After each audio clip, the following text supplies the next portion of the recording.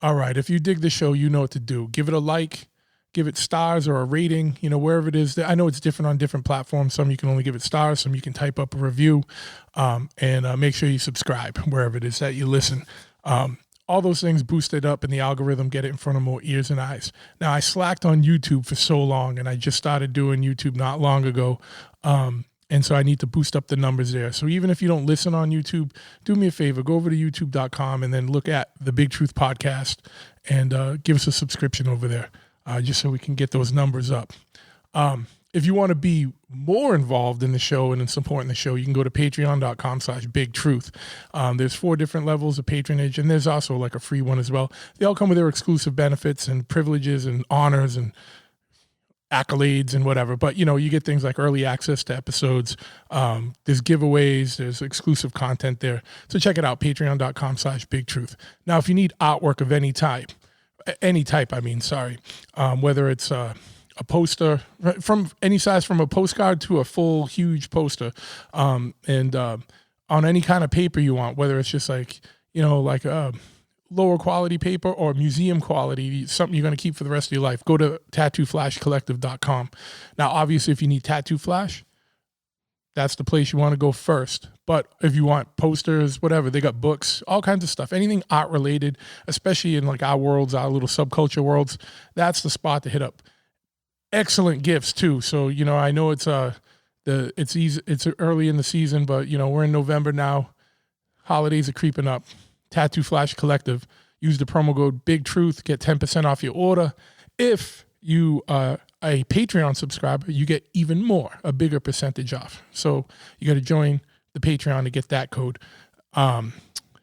If you are into motorcycles at all, then you probably know that I have a motorcycle shop. We've been over 2 decades in the game. Actually, 2026 is going to be the 25th anniversary, so we'll get some special stuff going next year. You can check that out at Chopperhead Custom Cycle, CHOPPAHEAD. Go to chopperhead.com. We're also a full-service brick-and-mortar motorcycle shop located at 13 County Road, East Freetown, Massachusetts.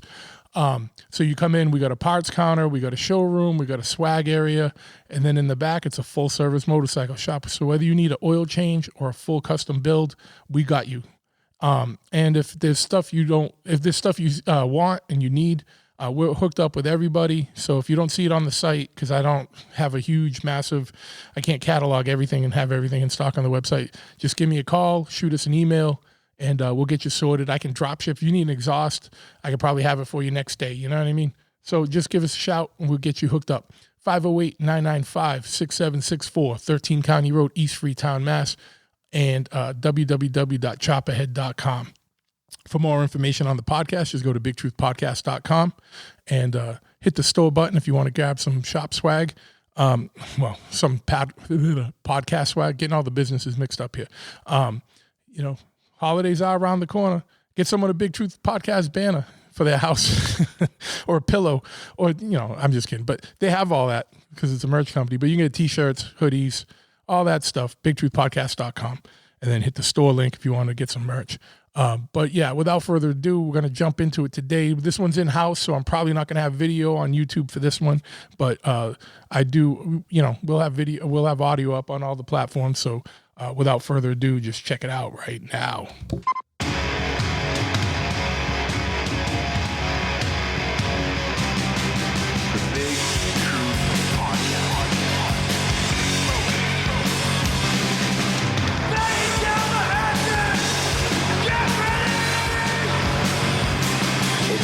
Sequence start. 6, 5, 4, 3, 2, 1. We have a liftoff. Yes, once again, we have liftoff. I want to thank you for tuning into this episode of the Big Truth Podcast. And I got besides M4s, I haven't done an in-house one in a while. I think Lenny Lashley was the last one where we did an in-house podcast, but I got my man Bob here, Mendell, who you might know from local hardcore band like Glory, Drained. He's got a metal band on Your Deathbed.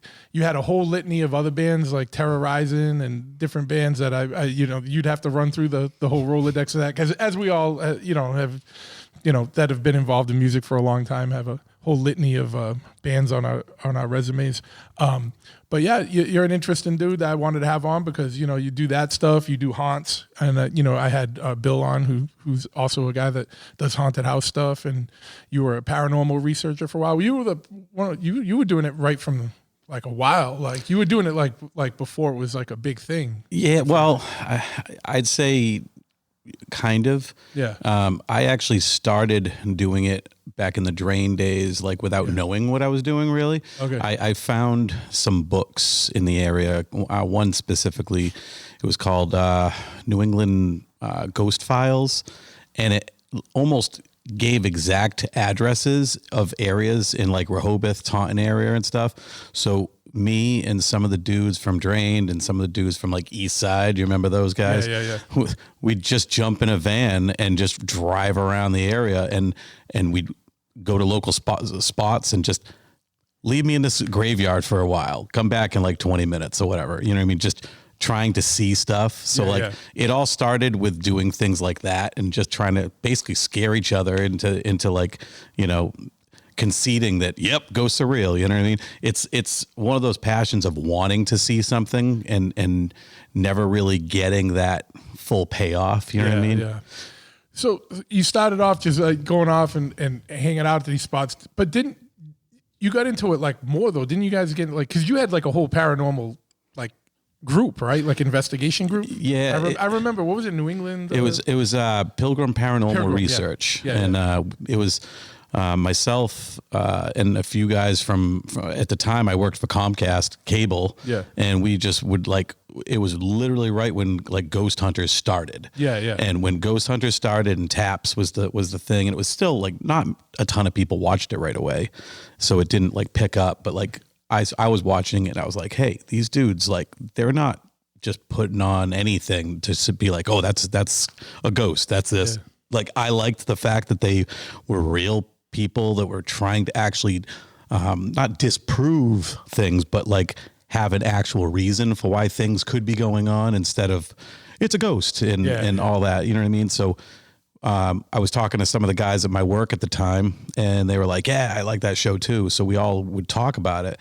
And then we were just like, I know somebody that's got a house that they say is haunted, which happened to be my brother. You know what I mean?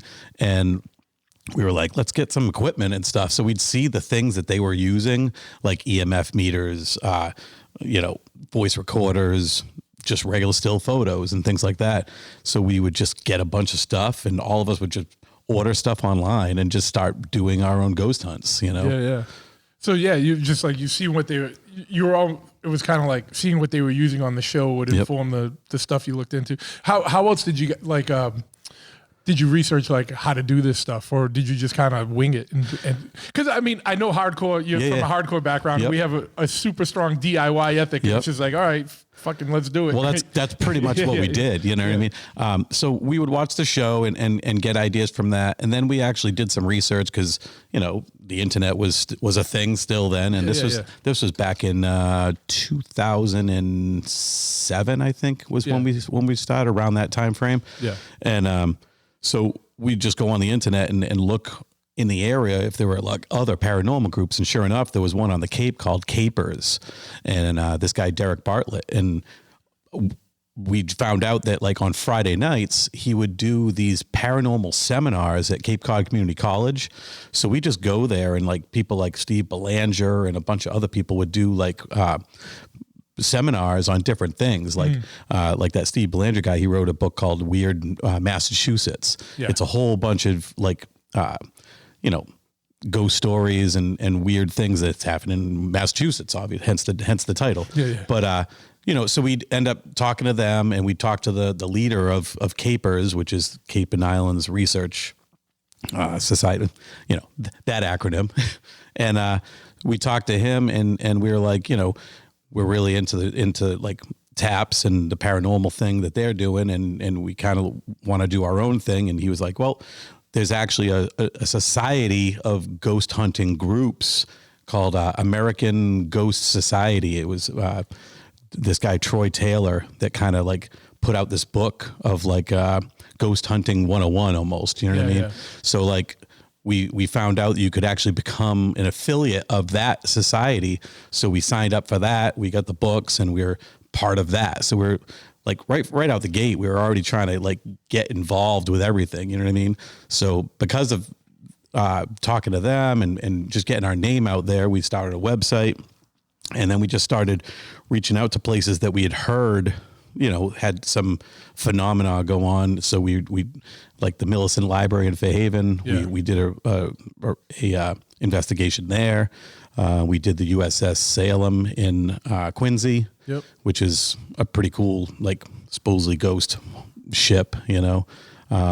Just a bunch of different things. That's where me and Packer had the events. We used to do a chopper and hot rod show there. Nice. So on the boat? Yeah, the pre-party would be on the boat. Well, the show used to be at the boat when it was at the old dock, and then we moved to a different dock that was a lot smaller and right next to Boston Robotics or whatever that place is. They don't like anyone being around there, so we could do the pre-party there, but not the whole big show. It wasn't big enough anymore. It was a cool boat. Oh, cool. Super cool. And it was like good. Like it was crazy how the people that ran it would give us such unprecedented access. Absolutely. Because they're like, you're not going to break anything. It's a fucking battleship or a warship or whatever. We literally had the run of it. Yeah. They would just like, you'd go anywhere. It was cool. It was cool, man. But yeah, so I didn't realize I knew there was different groups and everything, but it's cool that it seemed like there was like a good structure and like a lot of potential for networking in that world. Like it was definitely a good support system. You know what I mean? Like there wasn't a lot. We didn't run into a lot of like gatekeeping when it came to the paranormal community, because in a way it was kind of weird. I don't want to say in the ground up, but it kind of was almost the ground up. You know what I mean? Like it was the early days of it. Yeah. Or in this renaissance of it. Right. I mean, there's tons of groups now, even to this day. I mean, I even got reached out to not that long ago for a Salem paranormal convention. They're like, hey, you guys want to come out? I'm like, we're not a thing anymore, but thank you. You know what I mean? I'm glad you heard of us, you know? Yeah. So it was still pretty cool, you know? It's cool, man. It always seems like no matter what the scene is, right? Whether it was like paranormal research or like the early days of the resurgence of choppers in the early 2000s, or, you know, like punk and hardcore, you get in the ground level, it seems like that's when it's the most. And I'm not saying it's I don't want to say it's the most authentic, but it's like there's more camaraderie.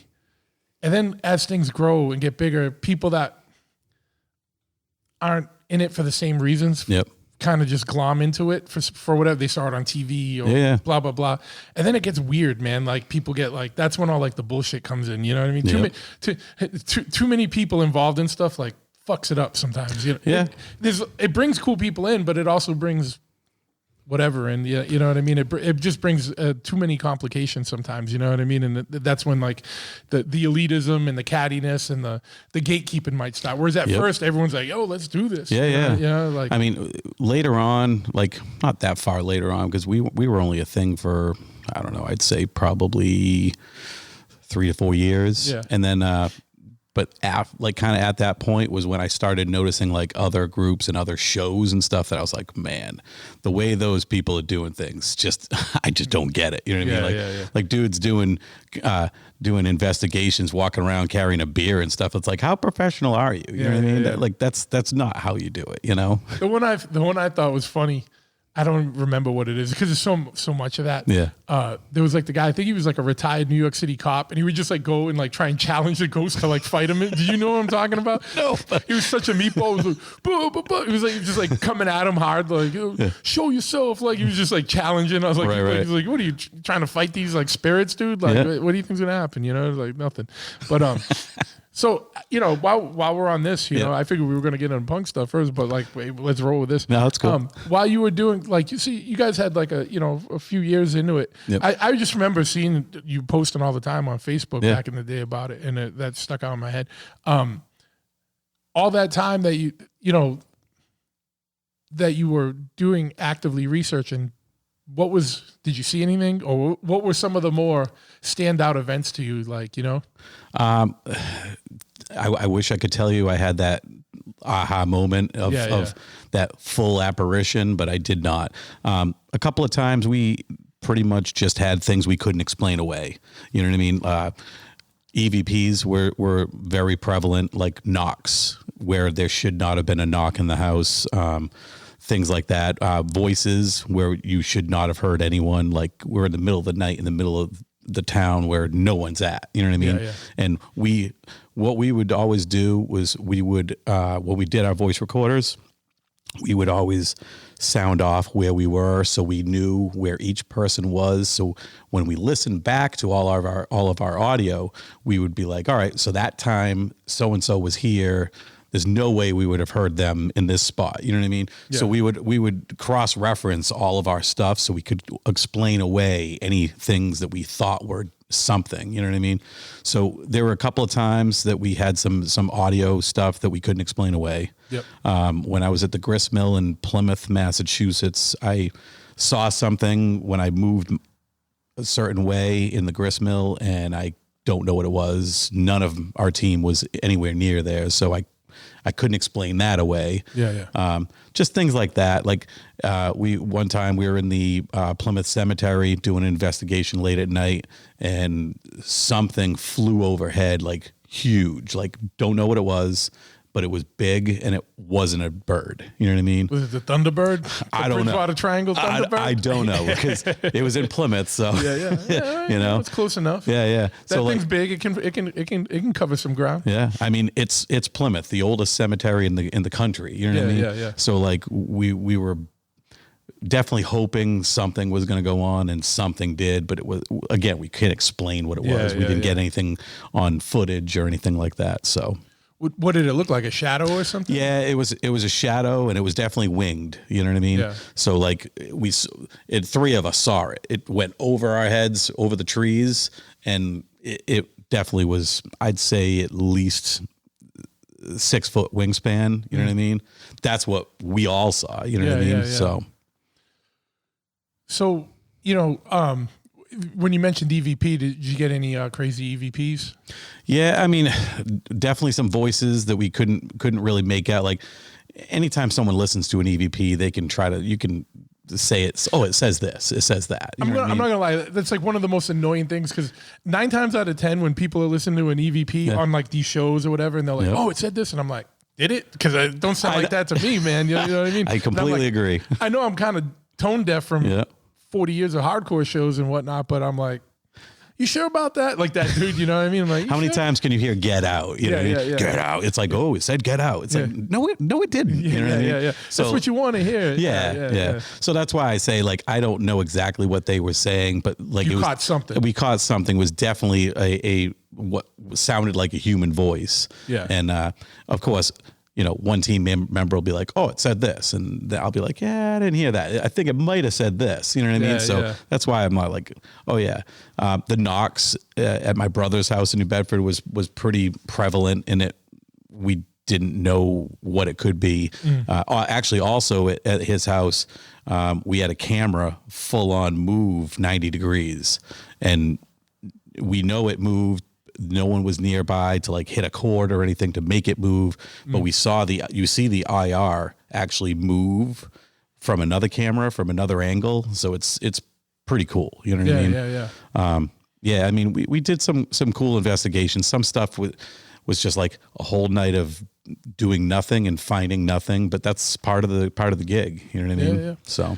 So after all this, do you know? Where are you at in your belief with this stuff? Like, do you think there's something out there, or are you still like healthily skeptic? You know, I'd say healthily skeptic like that, but in a positive way, like where I'm still very optimistic of the fact that I do believe that there are things going on, because in my opinion, you'd be kind of foolish to think that the energy in your body just goes away. You know what I mean? Like there's so much going on for you to not continue on in some form. You know what I mean? What that form is, I don't know. And I don't know, you know, none of us have those answers. So I would love to find those things out. So I am very, optimistic that there is something, but I'm very skeptical of what it is. Like I'm very skeptical about mediums and psychics and things like that, because I believe in it. I very much do. And I believe that some people do have that power, but I'm very skeptical, and I'm very on guard. You know. Yeah, what I mean? yeah. Well, So, and you got to be. But yeah, and I feel the same way. It's like I know there's something out there. I just don't know exactly what it is. Right. And and it's like I don't know if anyone really does. I mean, I know. It's weird because you also sometimes you have to trust people on face value. Like people have had experiences, and it's like, all right, cool. Like, yeah. If what you're saying, I have a lot of like weird episodes on this, and people are like, do you believe that person? I'm like, I don't believe or disbelieve. Like, Right. I'm like, I have someone on because they have an interesting story, Yep. and it's like, my take is, I think we talked about this when we were at the flea market the other day. It was like, if any of it's true, the world's a way more interesting place. Yeah, no, for it. You you're know what I absolutely mean? right, And I yeah. hope it is, but I don't. I don't know, right? Yeah. But that's why I don't interrupt people a lot. Like when I have like people on that might, like I've had some really wow. You ever hear about like Mars 20 and back missions and things like that? I've had Yeah. guys talking about that stuff like Wow. that. Felt like they were abducted by a satanic cult sent to like Mars to work for the aliens and this and all this crazy stuff. And I'm like, the guy seems pretty normal. Like when you look at his regular Instagram and, pretty like we talked about motorcycles. We talked about all kinds of stuff like, and then he gets into his story and it's a wild one. And it's like, I don't know. Like I hope, like half of me hopes it's not true because this dude went through some shit. Right. You know what I mean? Like, Yeah. but half of me It's is like fire in the sky shit. Yeah. If any of it is true, like, goddamn, the world is wild. You know what I mean? Like, and way more wild than we even know. And it would explain a lot of like why a lot of things are the way they are, like and hidden from us because it's got to be, right? Yeah. But yeah, I actually think that fire in the sky, that Travis Walton case is probably one of the more believable. Yeah. I actually met Travis Walton in Amityville, New York. Okay. At a convention. Super nice dude. Yeah, yeah. It was weird to meet him because that movie's incredible. You know what I mean? Yeah. Like, but I totally think that could be a thing. You know what I mean? I don't know. I as far as the paranormal stuff goes, aliens were one thing I never saw, and I never really got to. I'm very interested in it. You know what I mean? Yeah, sure. And it's like things like, obviously all we really have is movies and stuff to really to go to for the most part. You know what I mean? Yeah, and there's a lot of but like I don't. And what I guess let me preface it like this. I don't doubt something happened to him. Yeah. That he was abducted and taken somewhere. Yep. Where that is, I don't know. Right. Was it extraterrestrials from another planet that brought him out on a spaceship? I don't know. Or was it something more interdimensional or something darker? Yep. Who knows, right? I got a guy coming on named Nathaniel Gillis. I think we're recording next week. He has like a whole theory like that this whole phenomenon is like really one thing. And it presents itself. It's an intelligence that's been here. Yeah. On Earth for a long time, and that it presents itself as different things. It can present itself as an alien, it can present itself as a demon or like a ghost or spirit or whatever. Yeah. And it's just like it presents itself to different people differently for, strategic reasons. Yeah. Like, you know what I mean? It's because it's messing around. It's not a benevolent intelligence. It's a little more nefarious. So does he also think that maybe that same entity or thing is what people see when they think they see like gods? Well, that's what we'll find out. Yeah, we'll get into that. And All right. So and that's I'm intrigued. that's You're a hooking me precursor in. for everybody. Listen to this when you're done with this one. Just wait a couple weeks, and the next one will be out, and he will answer all that. If you got questions you want to ask Nathaniel, hit me up ahead of time. You shoot me a DM. But yeah, no, like, and I want him. Like, I don't want to put words in his mouth. Yeah. Because this stuff I want to ask him. Right. Because I've heard him on other shows, and he goes hard with it. He comes from a real academic perspective, and he goes hard in the field with this stuff. He's got a lot of photographic and video evidence of like weird goings on, like people like sigils coming through people's skin, but it's like not on top of the skin; it's coming from underneath, pushing up. That's and crazy. Stuff. Weird stuff, like you know what I mean. So I'm stoked like to have him because that one will be a video, so we'll probably have a little bit more of a presentation with that. But what got you? What I know? So it sounds like you had you've had some experiences of where you couldn't explain things away. Yep. What it is still up for whatever. One thing about like going out, it seems like going out on these, going out on these investigations, You ever go into like someone's house and they're just totally tapped? Or, Oh, yeah. You know, like, what are some of the funny things? I mean, you know, obviously don't name names and do anything incriminating, but like, what's some of the like the weirdest or like funniest or like most like we gotta get the fuck out of here type situations that you might have had doing that? Because I'm sure you get some people that are genuinely concerned and some like good people, but I'm sure you also get some fucking nuts. Yeah, You know what I mean, we definitely, for the most part, we normally would do investigations, and the people wouldn't stick around. You know what I mean? Sometimes they would, because sometimes they wanted to be involved, but most of the time they kind of just stick to one area and just kind of like stay there. You know?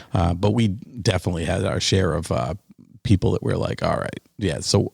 Are these stories legit? You know what I mean? And that was what we were there to do. We were there to try to help them figure out if they were crazy or if there's might be something going on. And 9 times out of 10, we would find things that would be potentially maybe harmful for them, like high EMF fields. Like one house we investigated on the Cape, they literally had power lines right in the back of their house, and we went out with the meters, and it was like registering so high.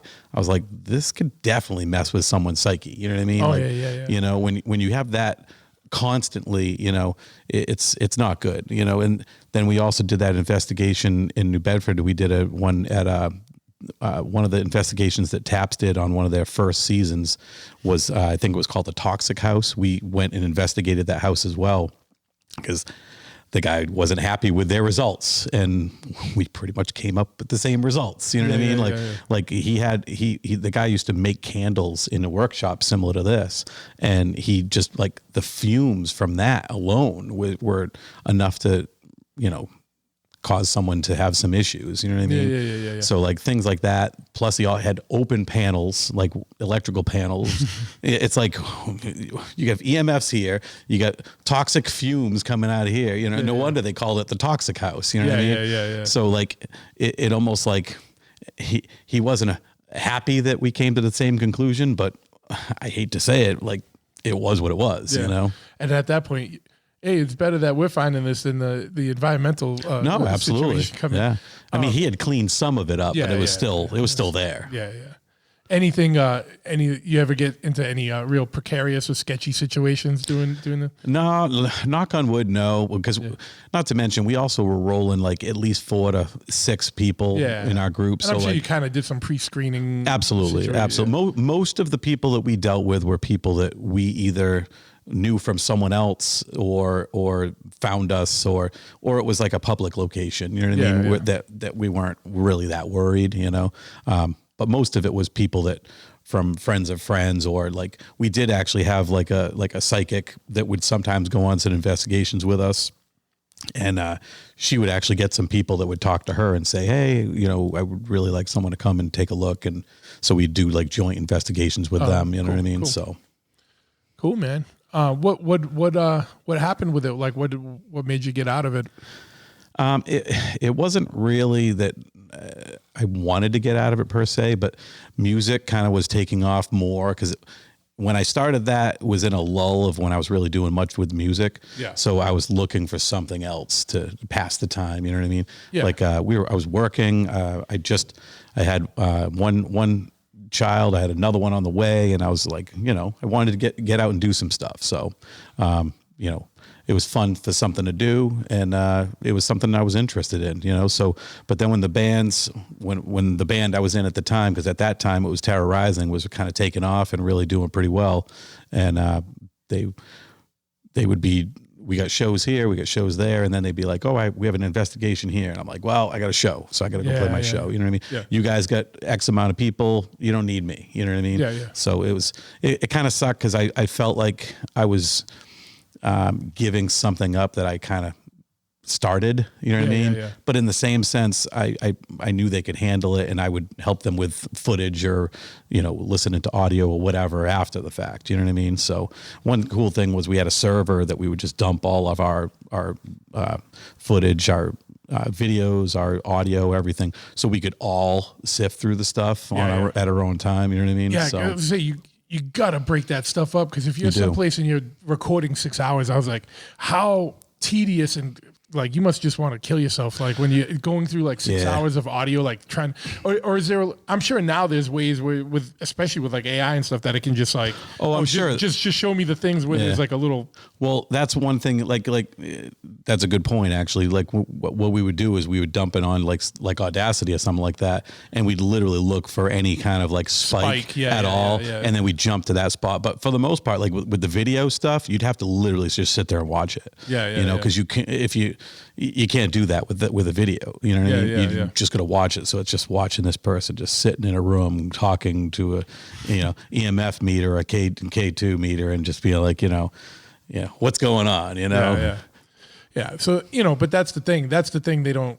And I'm sure the shows probably talk about it, give it some lip service, but that's what you don't see. Like I think the problem with any quote unquote reality TV is that they're just showing you the highlights and the good stuff. Oh yeah. They're not showing the 6 hours of sitting there like ready to fucking eat a bullet. Well, like, yeah, dude, you're like, I don't want to watch another minute of this, but you gotta because you're driven to do it. And it's not just the post stuff though. You also got to do the pre stuff. Like you got to do some research about the location, about the area, like things like that. Because if you don't know going into it what you might be going into or what to look for, you know what I mean? Like, so let me ask you a question about that. Yep.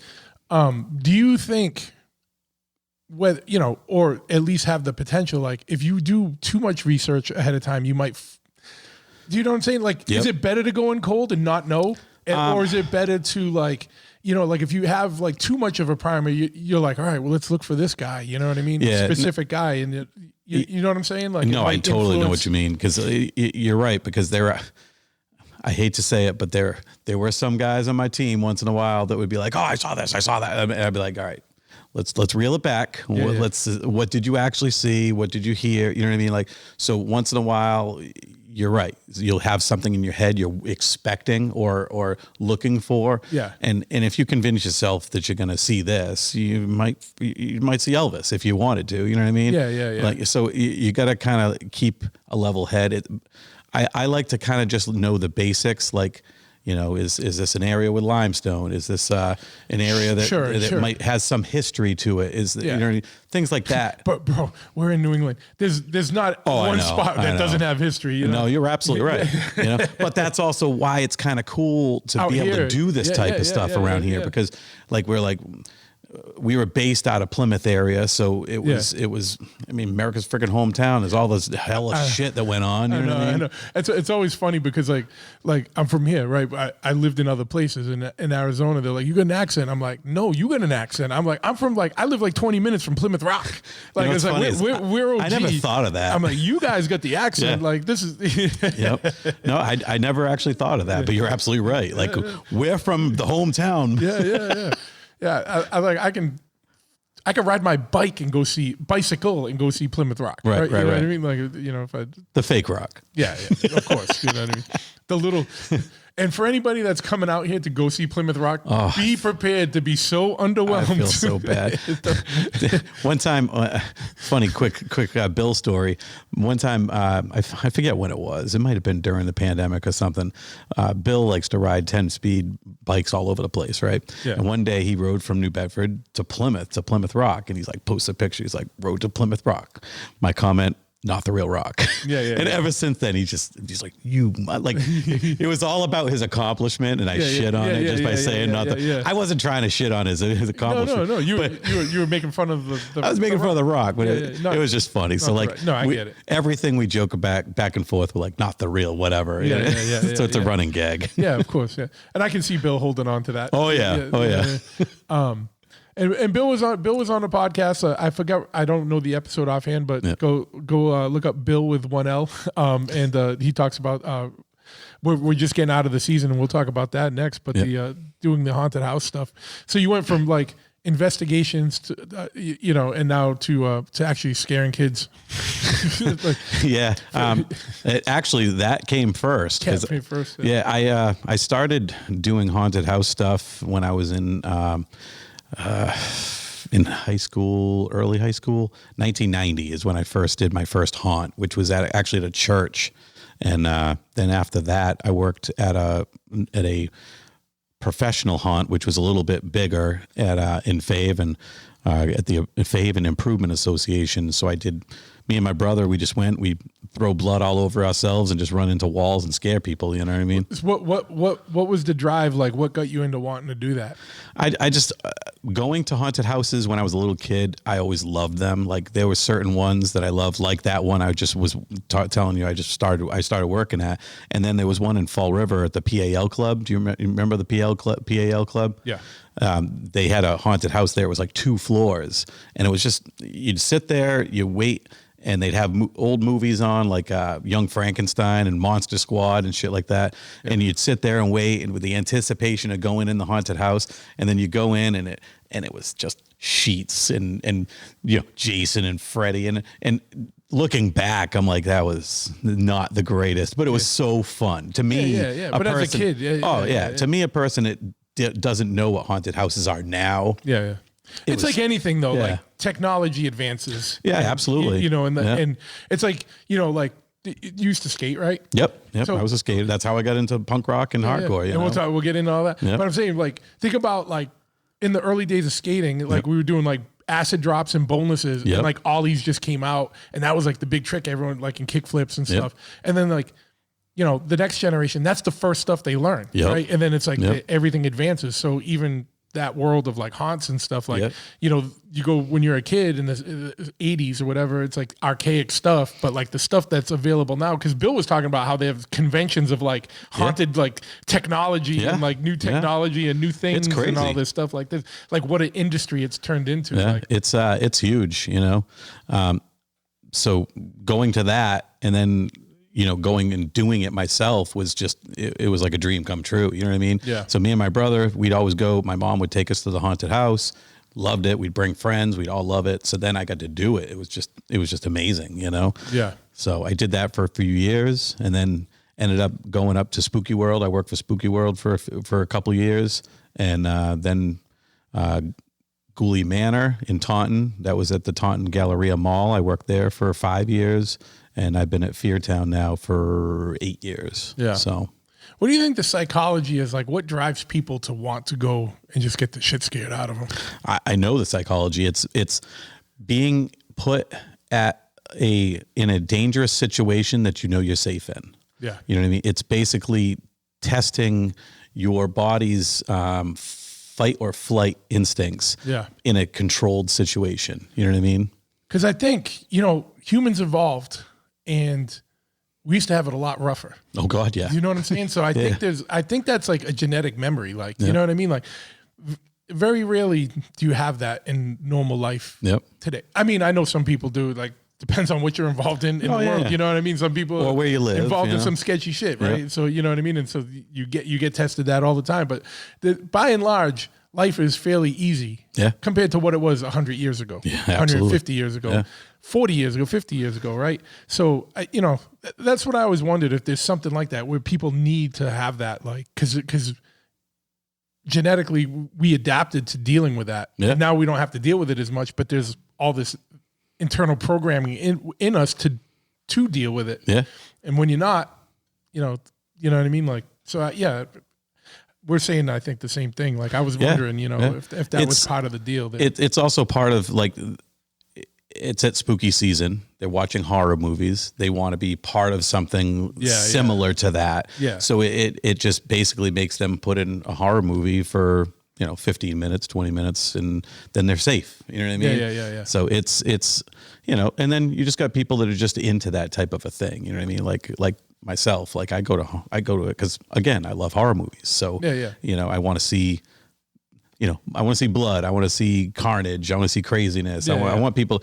It's tough for people to scare me now because I've been watching and doing this type of stuff for a long time. So jump scares are what get me. You know. But like at this point, like you're going through it in a different way. If you like, say you went to Florida or something, you went to a haunt, like, because I'm sure you probably like that. Like if you're traveling, you go someplace. Because that's your industry. But you're looking at it from an eye like, how they doing this, or I know that one, or I know it's coming next. Because you're looking at it from an industry. Yeah, you're looking at the set, but like, that design's cool. That one, man, they're slacking there. Like, I'm looking at the sets. I'm looking at the makeup. But I'm also critiquing in my head because I'm an actor manager. So like I'm critiquing timing and things like that. Like that person should have came out again. You know what I mean?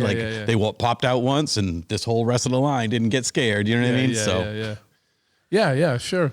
But what keeps you into that? Like, you know, and you think you probably already kind of just addressed it by everything we were talking about. But like, you've been involved in that world for a long time. Like, what keeps you coming back to that? Because I know that, you know, right now you can take a breath, but the last few weeks you probably like had zero free time, like running, you know, balancing a lot. You know what I mean? Especially out here in New England, like Halloween's a huge ordeal, a huge thing. You know? Yeah, it's definitely a busy time of year. Pretty much from August all the way until like mid-November. Yeah, because you got to set up. Yeah, well, I don't set up. I have other guys. Well, no, I don't have other guys. The haunt has other guys. We have 5 or 6 different people that work solely on building, and so they start right away, right. So that our haunt is a setup and take down haunted attraction, and we also own Factory of Terror in Fall River. So Factory of Terror is one of our bases of where we can do some building and stuff like that on the off season. So they'll work on Factory and building that up because that stays there all year long. So they can build the sets and they stay there. But Feartown stuff is done there and at another warehouse. So they build sets, they build props and everything, and then they bring it over to Feartown in like mid-June, mid-July to start assembling it. You know what I mean? So they do that stuff, and then I pretty much start doing the interview process in like July. So we start interviewing in July. We start hiring people. Then we start doing actor trainings and things of that nature to try to get people hyped up for the season and ready to do stuff.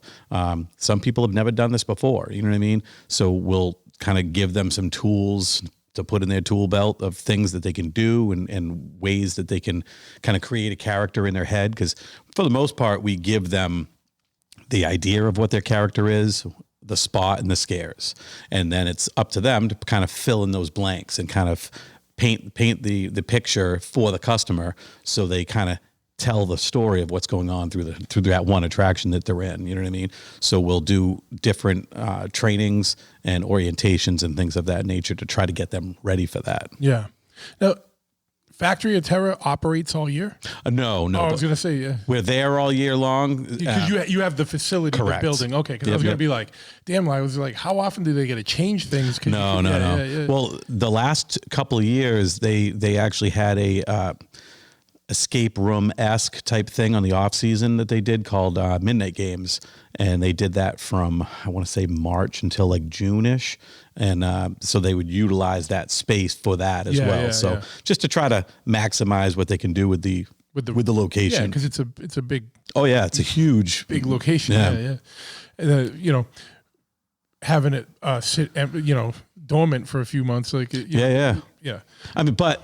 Again, it does also double as a workshop, so they can do things to build up for the season. You know what I mean? Yeah. So it's it's a nice thing to have the two locations, because you got the one that's pretty much set and ready to go. They'll change rooms every year. They change 5 to 6 rooms every year, so it's always evolving. Yeah, you kind of Feartown is all new every year. You know what I mean? So they'll basically just new themes, new everything.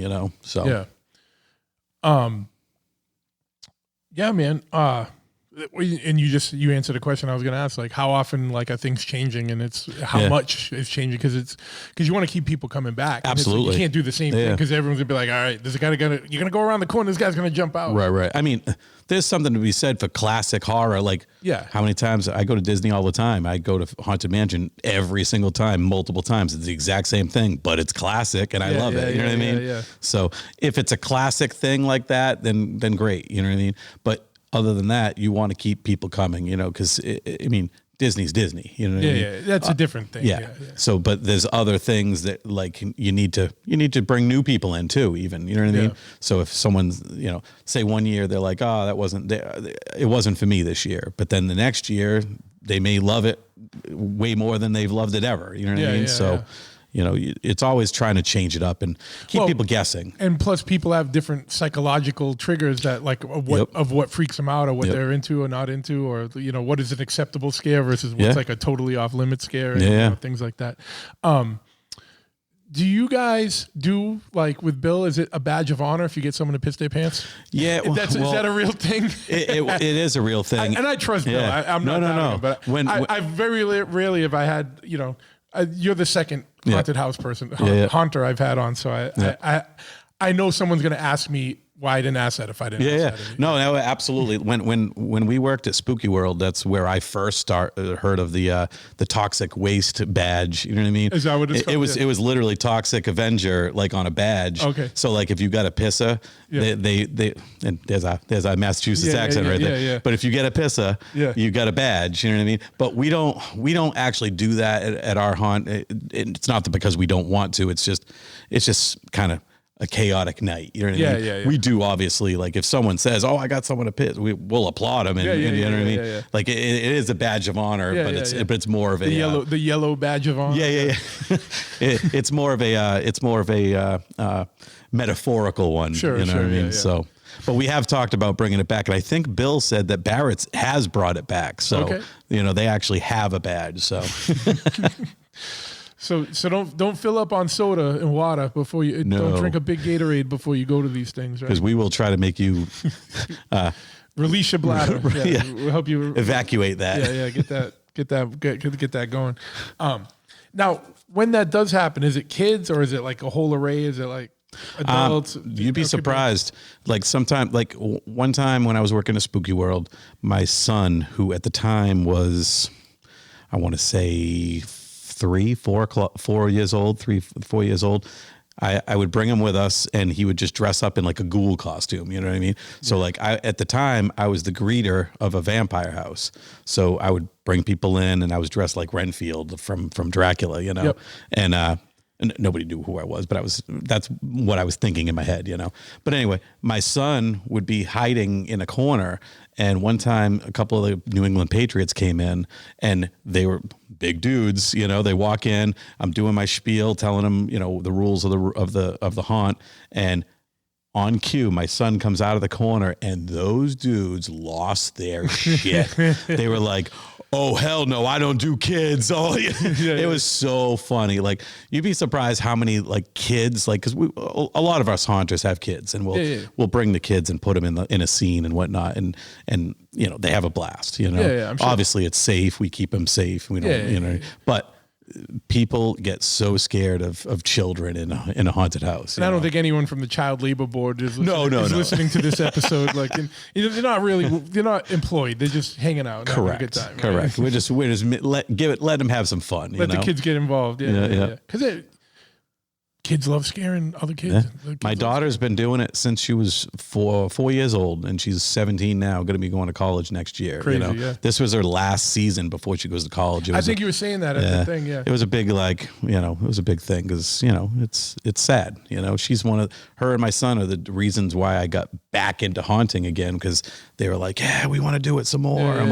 And my friend Mike that owns Feartown, he reached out. He was like, "Hey, you guys want to come work?" I was like, "Yes, we do," because I knew the kids wanted it to. You know what I mean? Yeah. So it started us back up. Yeah, and it's like like if she comes home for summers, that's not the time anyway. You know what I mean? So it doesn't work. Yeah, I mean, there's been talks of her trying to make trips down for like a weekend or something, like flying up or whatever, and doing one. Is she going far? Well, if she gets the school she wants, she's going to North Carolina. Oh, okay. So, she wants to go to UNC Chapel Hill. Yeah, so it's a good school. Yeah. I hope she gets it. She's got the grades for it. She's got the attitude, and she's got a lot of good things going for her. So, cool. Well, good luck. Yeah. And then so did we talk about everything that we're going to talk about? I'm like, sorry. No, that's all right. I know, like, it's like funny because, like, it's like I've known you a long time, but it's also interesting because, like, I don't think we've ever sat down and talked for like 2 hours other than that flea market. Yeah. but it's like there's a lot of like you hit on a lot of things that we talk about on the show. So I'm just like, what else with haunted? Anything else that we haven't talked about that's interesting or important? And I don't want to gloss. I want to give it due respect. No. I mean, it's basically like one thing that people don't realize is haunters are a family. You know what I mean? It's just like anything else. I'm sure the Chapel world is a bunch of friends and family. You know what I mean? Yeah. So like that type of thing, or punk and hardcore. It's all friends and family. Yeah. So like when you're at a haunt, those people are your friends and literally some of the closest people you have for 2 months at a time. You know what I mean? So like the haunt family is strong, and then the haunt depression when it happened, when it's done is strong too. You know what I mean? So we do try to keep people in contact with each other. We do try to do some off-season things. Like once in a while, we'll go to a haunt together, like the Christmas haunts. Like some of the haunts do Christmas events, so we'll all sometimes go do that, or we'll all go out to like Dave and Buster's with Bill and all the other haunters that are literally going, have like a haunt night. What am I doing? You need to see your haunt people, Yeah, that's cool. Because I mean, we all kind of feel like we're the island of misfit toys, just a bunch of people that are like into horror and spooky, crazy shit and don't really fit in, kind of like the hardcore scene where how a lot of people get into punk and hardcore with, you're the outcasts and you find your family, you find what makes you feel good. You know what I mean? So it's very similar like that. So yeah, absolutely, man. And that's what I like about all these subcultures. It's just like, you know what I mean? They all kind of have, there's so many similarities between all these worlds. Yeah. Like that are like anything that's like outside the mainstream. Yep. And I'm sure the mainstream has its all, that's all whatever, you know what I mean? But I've never existed in that. Even when I've tried to live side by side with it, it never, you know what I mean? Yeah. Hence, like I had a pretty lucrative career working in, research and stuff. And it's like, nope, now I'm sitting here in this motorcycle shop struggling. Yeah. It's winter. I'm like, why am I doing this? It's the stupidest business to be in New England. But you love it, man. But I love it. Yeah. So I'm here. Between here and the tattoo shop and the bar, it's like very, I'm set in my antisocial ways, and I can't fight it. So you know what I mean. So this is what I'm doomed to do. But that's because I feel like from a young age that stuff was instilled in me with growing up in like skateboarding and punk rock and hardcore and all that stuff, and punk rock progressing into hardcore and metal and shit like that.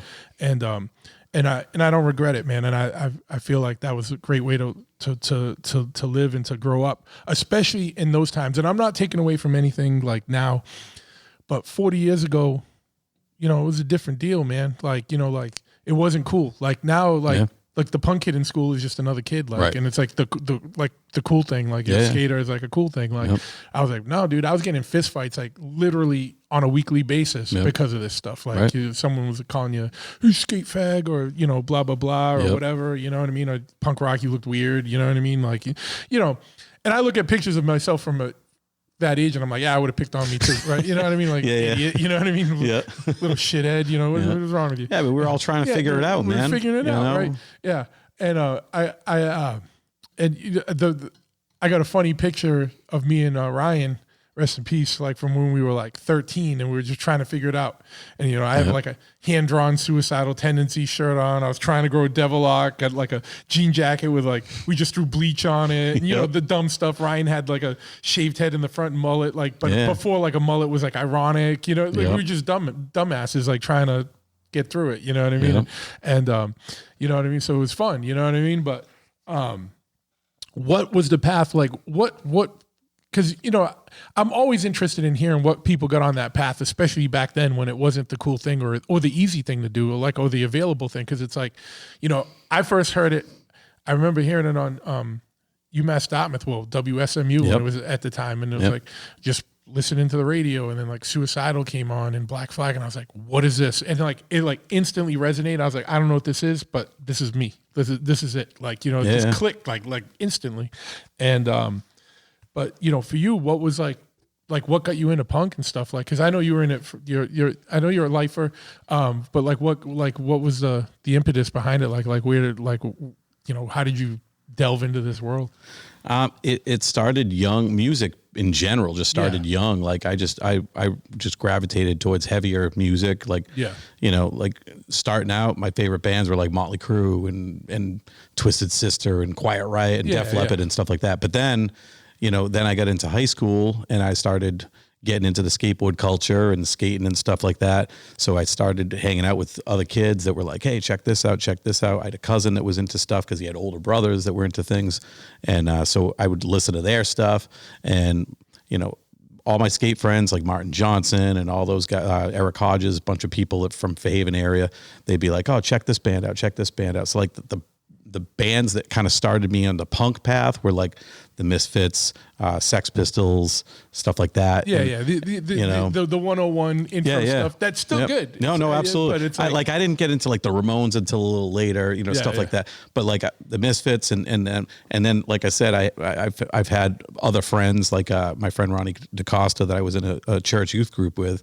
He would show me bands and stuff, and we went to school together, and he just walked through the halls and like just pushed me and be singing Slapshot lyrics, you know. And I'm like, whoa, what is that? You know what I mean? So like it got to a point where like I just be reaching out. Like luckily I had friends and I had people that were interested in that stuff that could kind of guide me on my path. You know, like I know we had talked at the convention about like you being the person for other people, and then those people being that person for me. You know what I mean? Did you go to Vogue? I did, yeah. Okay. Yeah, and I was actually in the shop with Shane Mackey. Okay. So that's why me and Shane got close as far as like skating and punk and hardcore and stuff. Like, so like Ronnie DaCosta, Shane Mackey, they would be making me mixtapes. You know what I mean? Martin Johnson would make me stuff. You know what I mean?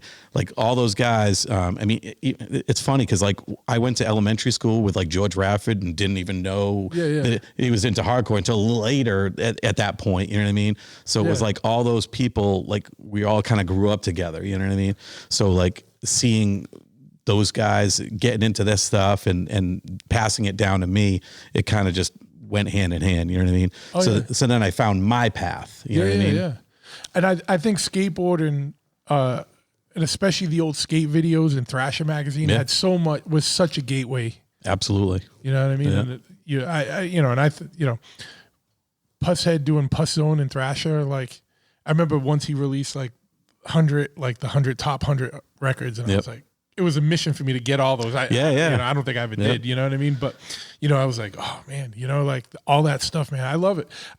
What I loved about that back then, it was like almost like arcane secret knowledge. Like you had to seek it out. Like it just wasn't, you couldn't type, you know, and I love the internet, and, you know, and I love, you know, being able to find all the world's knowledge at your fingertips in 32 seconds, right? You know what I mean? But there was also something about being brought into it, and it was almost like, you know, like joining a secret society in a way. It was just like you infiltrate, you got in, you know what I mean, and you had to be there, and you had to be involved, and you had to like hunt things down, and you know, and I think that made you appreciate things more than something that's just out there and easy and given to you. You know what I mean? It makes it more disposable, whereas you know, like, you know, I bled for this, man, like literally plenty. I got so many fucking scars and whatnot from shows or from getting in fights because of being, you know, into all this stuff, like, you know what I mean, like, but I love it, you know what I mean, like, and it even informs me to this day as a 50-year-old dude, you know what I mean, like, wild. It's it was tough for me getting into stuff because my parents were so strict. So like I didn't get to go to the shows that everyone else was going to like right away. You know? It wasn't until I got my license that I actually was able to start just going. I was like, yep, I'm going to Westport to hang with my friends, and I went to my first show at Babyhead. You know what I mean? And what was your first show? My first hardcore show was Third Age, Raise, and Into Another. Okay. At Babyhead. It was a matinee, you know, and I was like, this is freaking amazing. You know what I mean? And then I would see Third Age anytime I could see them, because those guys were great. You know what I mean? And so that, I saw you guys at the church downtown one time, and with Gasface, and I forget who else played that show. I don't remember. I don't either, man. It's all a blur. No, it's all a blur. It's funny, like when I was driving here, I was like, man, I hope I remember shit. Cause like I forget shit like crazy, you know? Yeah. But I do remember seeing ITI at the church downtown and with Gas Face and a couple of the bands. I want to say a Mission played that. I don't remember which iteration of it. It very well could have. Like, yeah. So, but yeah, I mean, I would just try to go to shows from that point on. I just try to go to shows as much as I could, you know, especially bands that I knew, you know what I mean?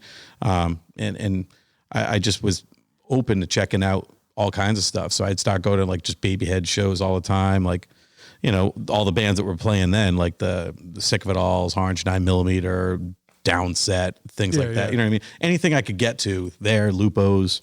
Yep. You know? So and then I found the straight edge culture because of Martin and Shane and all those guys and Ronnie and all those guys, you know, they kind of taught me that, and I really embraced that because I felt seen and connected, you know what I mean? Yeah. Because like I tried stuff when I was younger and it just wasn't for me, you know what I mean? Yeah. So I was like, oh, so this is like a thing, like people that don't do this stuff and it's cool for them, you know what I mean? And absolutely, so man. it just really spoke to what I wanted to do and kind of gave me a little bit more of a confidence boost that I'm not such a weird person that I didn't like doing that stuff, you know what I mean? Yeah, and especially back then, it was it was a stand, you know. Yeah. I was actively straight edge from like 16 to 30. Yeah. And then I was after 30. I was like, all right, I just didn't want to fuck my life up. You know what I mean? And I was like, I can handle it. Yeah. But yeah, and I love it and have such respect for it, even though I'm not anymore. But like, I also took a lot of the lessons to heart, and in like of like the early days of straight edge where it's just like not letting it run your life or ruin your life and things like that, and losing control. And, you know what I mean? And so I still respect it, man, and have a lot of friends. And I was going to ask you about straight edge because I saw that you get the X's tattooed on your hands. And how long, that's fairly new, right? Yeah, I actually got them done like a month ago. Yeah, I was going to say, they look like healing. They still are healing. Yeah, a little there and there. Yeah. I might have to anytime it's solid black and that thick, you know, it's going to need a touch up. But yeah, man, so you committed. I waited till 50 to get them actually like on me forever. But it's like, why didn't I do this earlier? You know what I mean? Yeah, no, it's cool. So like for you, what is it? What's straight edge like? What I know, obviously, and for people, and maybe even say, I think most people listening to this show know what straight edge is, but you know, kind of give your tell people what it is and like kind of what it means to you, because I know it's also a very personal thing. Yeah, I mean, it's for me, it's drug free, alcohol free, and tobacco free. So it's those three things, and they're things that I saw destroy a lot of people's lives in my life, and it actually affected me. And I know in my genes there's an addictive personality there, and I see it in other ways, but I don't want it to ever, and I never wanted it to be something that like overtook me in that way. You know what I mean? So like it resonated with me big time when I saw people close to me really have issues, you know what I mean? So I just didn't want to deal with that. So I saw it hurt other people and hurt myself, you know what I mean? As far as like the effects of what they were doing, you know what I mean? So, and it's, you know, it's unfortunate because some of these people ruined their lives or lost their life because of this, you know, like relatives of mine that were close, you know? So sure. Yeah. There's no shortage of that, of those sad stories, you know what I mean? Like and it's like growing up, that's why I had such a healthy respect for it too. Like growing up, my grandfather was like World War II vet, saw a lot of stuff, like was shot down twice and POW for a while. So he, you know, had some issues, you know, and he was, that's what he died from was alcoholism and it shut down his organs and stuff and whatnot. But so I always had a healthy fear of that and, you know, respect to try and stay away from that. Yeah. And so I get what you're saying there. But yeah, man, I think that was such a punk rock and hardcore. And then that was such like good influences on kids growing up, like in different ways. Cause like punk hardcore just taught you to think for yourself and not just go with the mainstream and not go with the, you know, with what's force fed to you. Like, you know, think for yourself and think critically and, be able to stand up against adversity and go against, you know, the norms that because it's not always right. Just because it's the norm doesn't mean it's right. And then you know, straight edge was like, yo, like have some discipline and, you know, be able to handle some stuff, you know what I mean? And I always, like, you know, to this day, like, you know, it was funny because, you know, I had Ray on from Youth of Today and everything. And, you know, the whole youth crew, I like fell into that. Like that was the time frame that when we were kids, you know what I mean? That was the cool thing. That was before me, you know what I mean? Yeah. But that was right in my shit. Like, but we were also like, cause I went to a lot of Boston shows, like, cause back then it was cool because for people that aren't from the East Coast, Boston and Providence are like 45 minutes apart. Yeah. Nowadays, you pick one. You can't have a show in Boston and Providence, but back then there was a show on Saturday at either Babyhead or Lupo's or the Old Living Room or something, and then there was one the next day in Boston at the Rat or, you know, any host of venues. But it would be the same band, maybe different openers, but couple of the same bands on the bill, and both shows would be packed. Yeah, I'd usually try to go to both shows. You know what I mean? But, you know, like I also felt, what I was saying was like, you know, youth crew was cool, but I like fell more into like the Slapshot skin, like, you know, straight edge. It was a little militant, and a little more masshole-ish, you know what I mean? You know, like I still have the old Slapshot Witness to Hate tour shirt that just said, it was like a goalie on it, and it just said Boston with the men are met and the meat is red. Just total like, you know, lunkhead, you know, Neanderthal style, you know what I mean? And I love that. And that's why I was like, and I loved Youth of Today and all that too, but that, and like when the first Judge 7-inch came out, I got it in the mail from Schism. Porcel sent that and a bunch of stuff, and I put that on, man, and I was just like blown away, like, you know, damn, this shit's hard. It was like the hardest shit, you know. It's so fucking good. And I had Mike on too, and I don't know if I told him that story or not, but I probably didn't want to look like I was fanboying out. But that shit affects you, and it's still to this day, if I hear that song, I get that goosebumps and the little weird feeling down. It goes down into from your throat to your stomach, and like just the tense. Just want to start swinging and smashing, and I love it. I mean, there's a lot of those anthems and things like that kind of kept you going. Yep, this was for me. You know what I mean? Yeah. And things that made you go like. You feel part of it, you know what I mean? And with straight edge too, like I agree it's a positive thing, but it did go through phases of people like, you know, the whole thing with the Earth crisis and the gang stuff that they were saying was a big thing on the news and things of that nature. And it's like it definitely took a turn where people were like, it's an actual gang and this and that, and it's like, no, it's not. No, the worst thing for straight edge was Sassy Magazine reporting on it. And then that brought it out into mainstream, and then like, you know, like and then news outlets would glom onto it. And I think that was kind of in response to all the stuff that was going on in like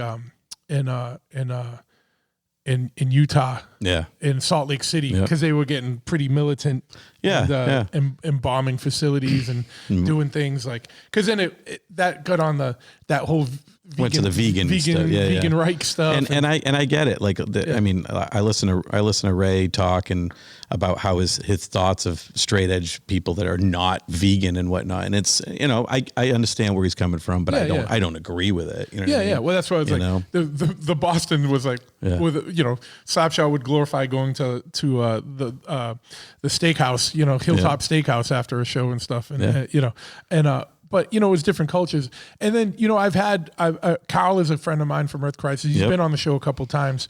And what he was explaining was like, he was just reacting to the stuff that was going on around him, because where they lived, there was all kinds of animal testing facilities. I didn't know that. Yeah. And so, I'll send you the episode, like, because you'll dig it, because he gets into a lot of stuff. The Earth second Crisis one is one of my favorite bands. Yeah. So. The second one, he was talking more about his book that he just put out, like they put out a kid's book.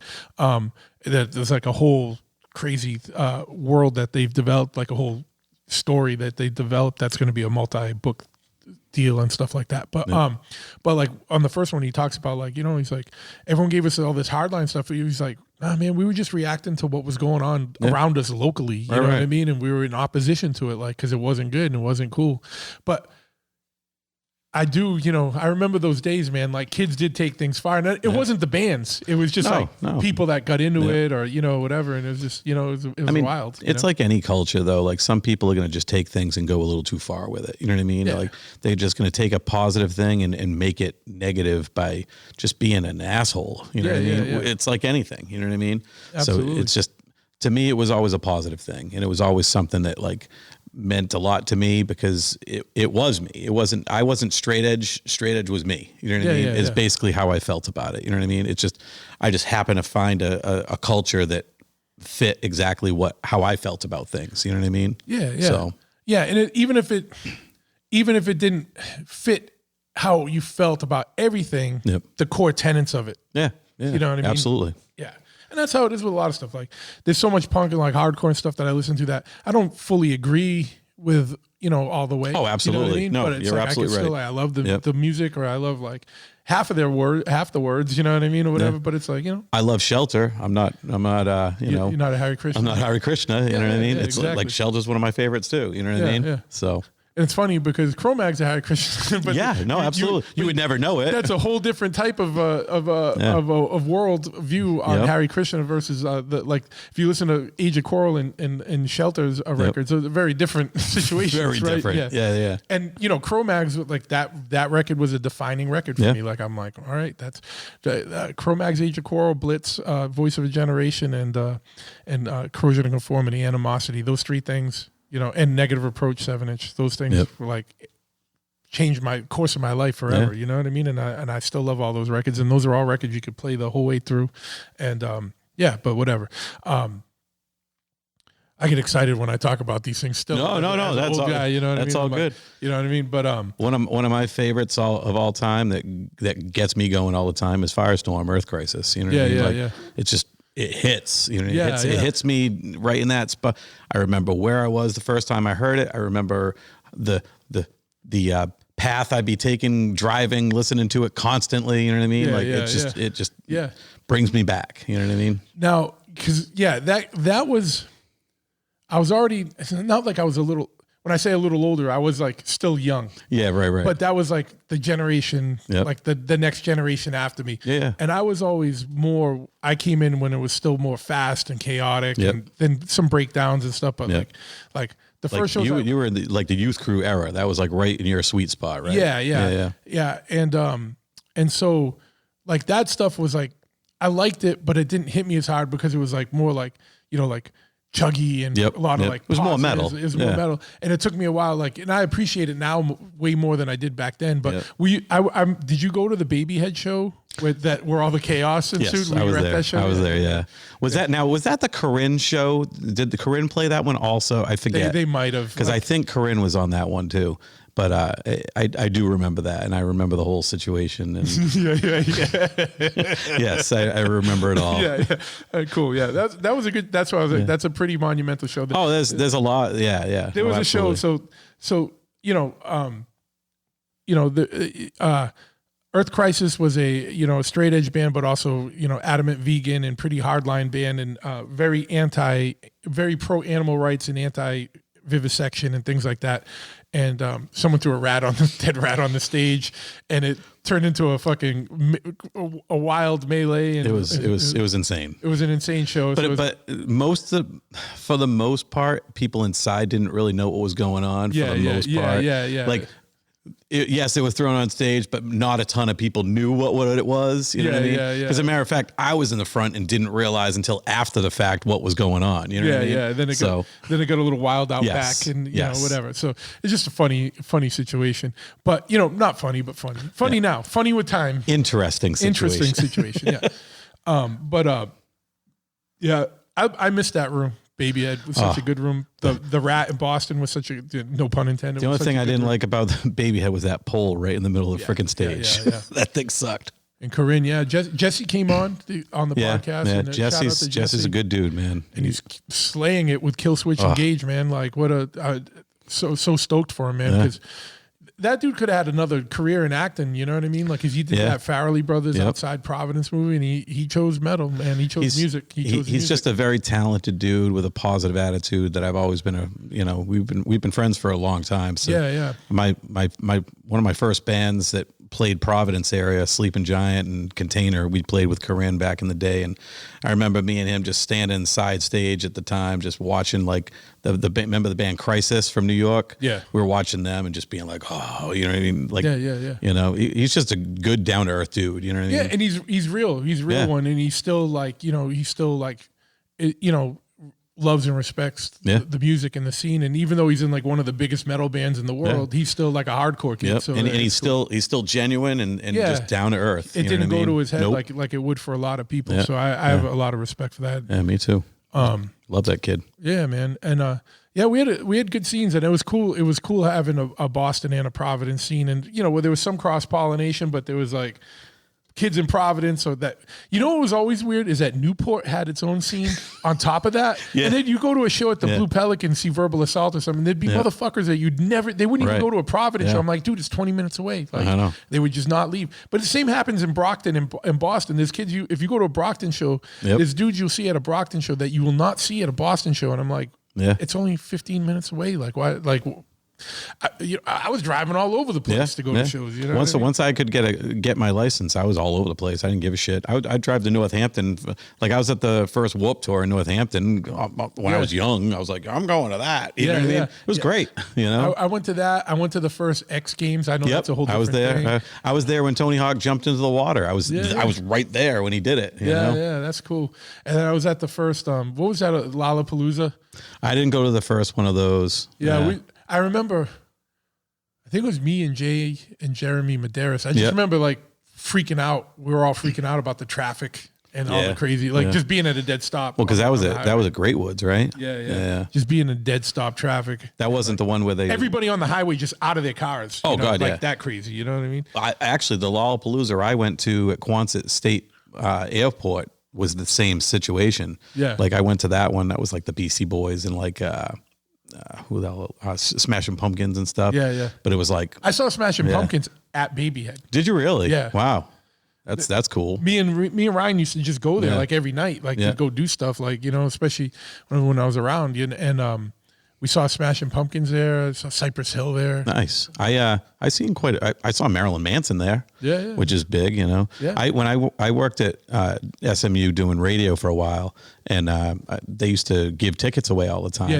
And I'd always just put my name on that list. You know what I mean? So every show I'd want to go to, I'd just be like, oh, it's a Babyhead, cool. I'm going to that. You know what I mean? Ding, yeah. It's cool, man. Yeah, there's a lot of between there, the living room, and in Boston, there's so many acts that, like, cause, I didn't even know Smashing Pumpkins were. I wasn't into that. And I remember to this day, I had a friend, Pat Burke, we both collected records and we were super hardcore kids.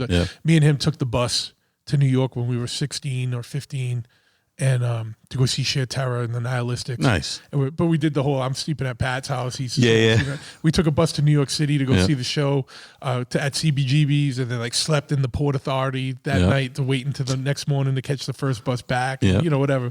But I remember he started collecting early grunge stuff, and he was like, you should join this thing. Sub Pop has there's a label called Sub Pop, and they have this thing called the Singles Club. He goes, even if you're not into it, these records are going to be worth money.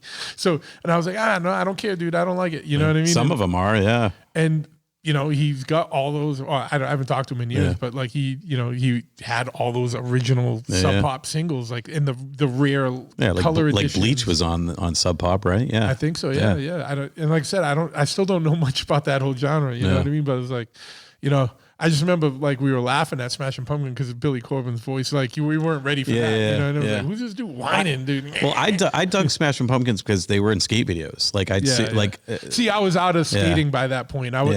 My skate videos were like Skate Visions and like, you know what I mean? And like, like the early like. But like Smashing Pumpkins, I'm trying to think what video they were on. But I know, like, especially the first full length Gish.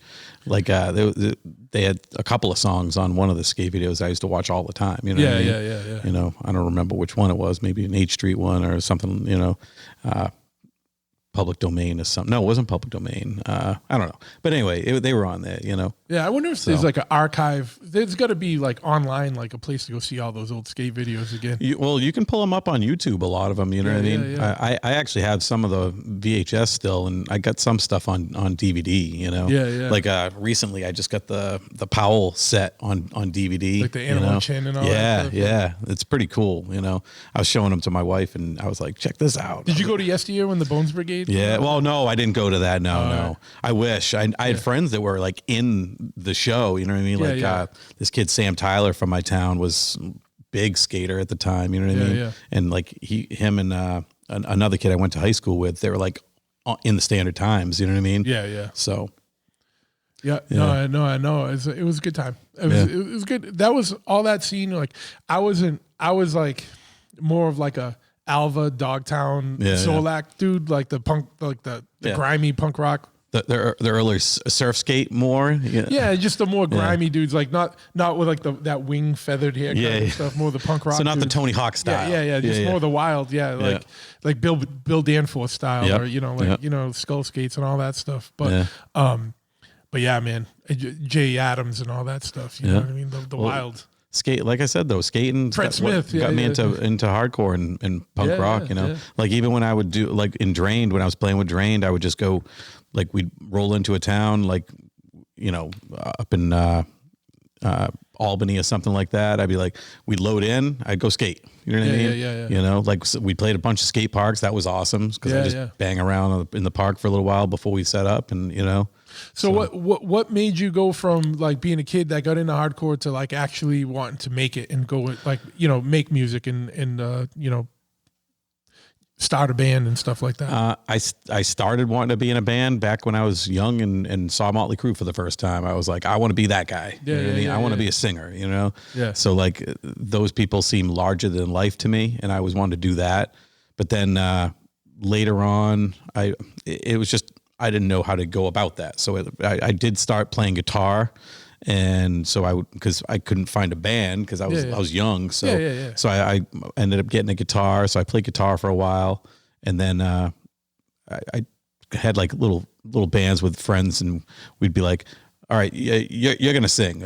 I'm like, I'm better at guitar. You play guitar. He's like, no, you're a better singer, so you sing. So it was like, so it got to a point where like they had two guitar players, and they were like, you're gonna be the singer. I'm like, okay, whatever.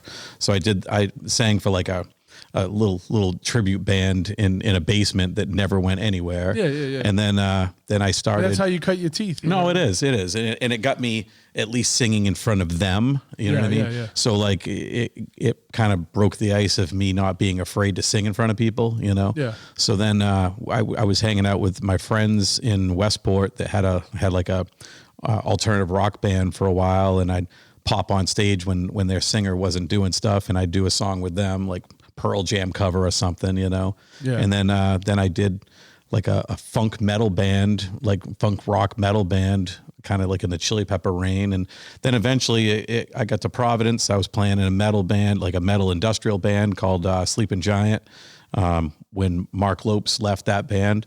And then, so I was singing with them, and then we changed our name to Container. And actually the bass player from that band used to play with Tommy Lee. He was playing with Lita Ford. He toured with Disturbed. He toured with Static X, my friend Marty, and he's now in the band Daughtry. You know that guy from American Idol? Okay. Yeah. I don't. Yeah. But well, anyway, he's pretty well known. You know what I mean? So he tours with him now. You know. That's cool. So yeah. So then I ended up meeting Roger, and he was like, "Oh, I'm looking for a singer." I hooked up with him because I honestly always wanted to do hardcore once I started getting into hardcore, but I didn't have any friends that wanted to play that. You know what I mean? Yeah. So then when the opportunity came to join Drained, I did that, and I was with them for a while. What year did you? I joined them in '98. Okay. And then we put out a record like immediately. We put out a full length, which was their second full length, I think. Yeah. And then so they had two singers on different records before me, and then me on the last record that we put out.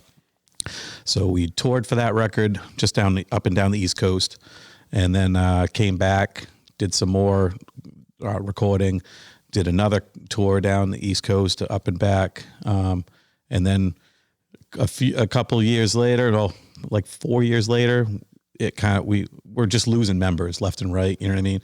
And so we're like, you know what? We're just going to scrap that. And we started a band called Closer Than Kin. Yep. And we did that. And we put out an EP, went down the East Coast for 2 weeks, came back.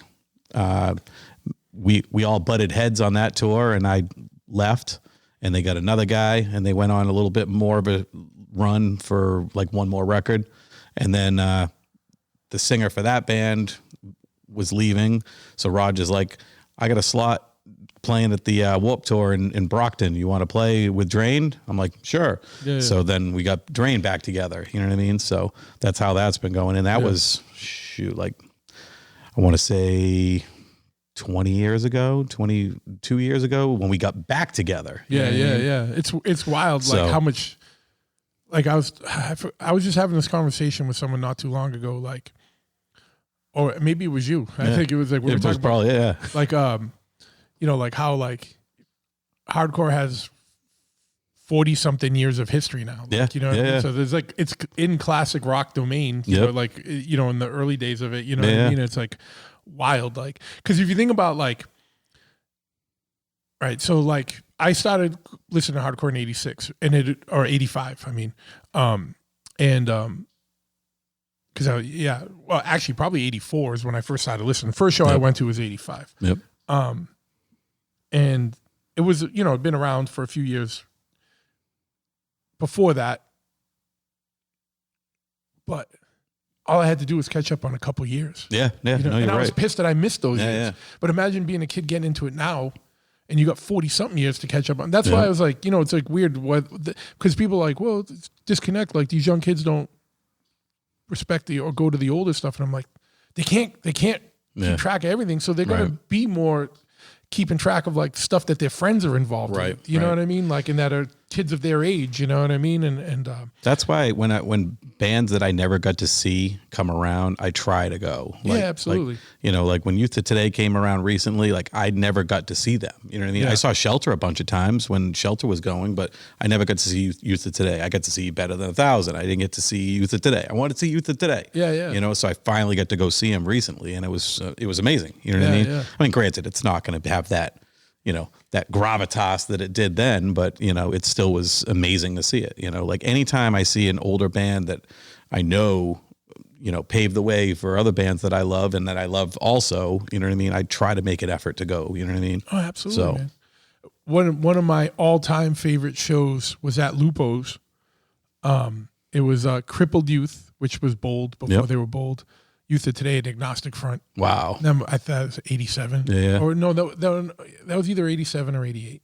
And literally almost died at the show, you know what I mean? Because that's when like pig piling was for real. Like so many kids stage diving at once, it turned into a pig pile. And it was like the first beginning of the song, and like I was just in the wrong place, like was at the bottom of the pig pile, and I was like, I can't breathe. This is how I die. Cool. It's just a cool way to die, right? Like I was like, fuck it. But yeah, no, obviously it still gets hectic like that with some of the shows. Like I went to Have Heart like a year or two ago when they played at the Roadrunner in Boston, and like literally the whole stage was people and people diving on the people on stage. Yeah. I'm like, holy shit. You know what I mean? I love it was insanity. I love the chaos. It was great, you know? Yeah, I love that. There's nothing better than that, like old shows. And, you know, because it was dangerous. You had very much potential to get hurt, but no one was doing it malicious. Nobody's trying to hurt anyone, you know? So I was like, you know, all this crowd killing, all that stuff. I'm like, you know, come on, man. Yeah. Like, you know, it's wild enough if everyone's being wild. You don't. Well, it's like when you don't need to like intend to like. I'm like, come crowd kill me, motherfucker. Yeah. Like, we'll go. You know what I mean? Like people are on the side of the pit. It's because they want to still be around it. They don't necessarily need, like, if someone comes by, that's fine. Like, but when you're literally swinging just to hit the people on the outside, it's why? Why are you doing that? You know? Yeah, it's, you know, if you're gonna jump up towards them with your ass or something, like I get that. I do that. You know what I mean? Yeah. But I'm not trying to intentionally hurt someone. I'm just trying to like bounce off the crowd back into the pit. You know? Yeah. So, we could do a whole episode on pit etiquette. Yeah, right. But if you talk to other people, they'd be like, yeah, crowd killing's great. Let's do it. You know what I mean? Like it all depends on who it is. You know? Of course. So obviously there's people doing it. So yeah, but yeah, man, I used to love when shows, because like when I first started going, people would go nuts and bananas like during the fast parts. Yep. You know what I mean? Like, and no one does that anymore. Everyone waits for the breakdown. Yep. Everyone's waiting to 2-step. And they're waiting. You can't even, it's not even on the first breakdown. You have to wait down to the breakdown of the breakdown. It's like where it goes even more halftime. Like, and then everyone comes out. Like, and I get it. You know what I mean? That stuff's hard too. But like, nothing beats the chaos of like when it's just wild, like fast. And like my first show, and I've said it on this show before, but it was Jerry's Kids and Suicidal Tendencies. But when Suicidal only had the first record out, and it was fucking pandemonium. And it was like funny because you talk about your parents have been strict, so you missed out on stuff. I don't know what the hell was wrong with Ryan's parents and my father. And I love them and I respect them, and thank you so much, Dad, for this. Like, they would bring us to show, like they brought us to the old living room. The fishbowl. Yeah, Ryan's parents dumped us off. We were 13. Yeah, it was 13. I don't know if I was. No, I was 13. It was the summer between 8th grade and freshman year of high school. Dropped us off to go see Suicidal and Jerry's Kids. My father came later that night to pick us up. You like right now that people would call child services if you saw a couple of 13-year-olds. It was me, Ryan, and this kid Kevin DuPont. And you know what I mean? It was like they just. You know, and that was always the thing. Like one of them would drop us off and one would pick us up till we got licenses. You know, we're able to get the things. I had friends that were a little older and stuff, but when we didn't know anything, and it's like, I can't imagine doing that now. Like just dropping your kid off, like not even in high school, 8th grade. You know, like my 17-year-old show with these people just smashing you. My 17-year-old goes to shows on her own now, and it's weird. Like I'm like, I don't know, like. I track her on her phone. I'm like, all right, you're in the garage now. I'm like, I call her. You better head home. You know. You know. Yeah, you gotta be a little strict as a dad, but you also gotta let them spread their wings a little. Yeah, I mean, there's certain things that are it's. What kind of shows? Like punk shows? No. I mean, she likes going to some heavy stuff, but she'll probably go to your show, right? Yeah. She'll go to like my shows and stuff, but like she actually likes some metal stuff, you know. But she's not really into like the punk and hardcore stuff. Really, she'll go, but she's not like, you know.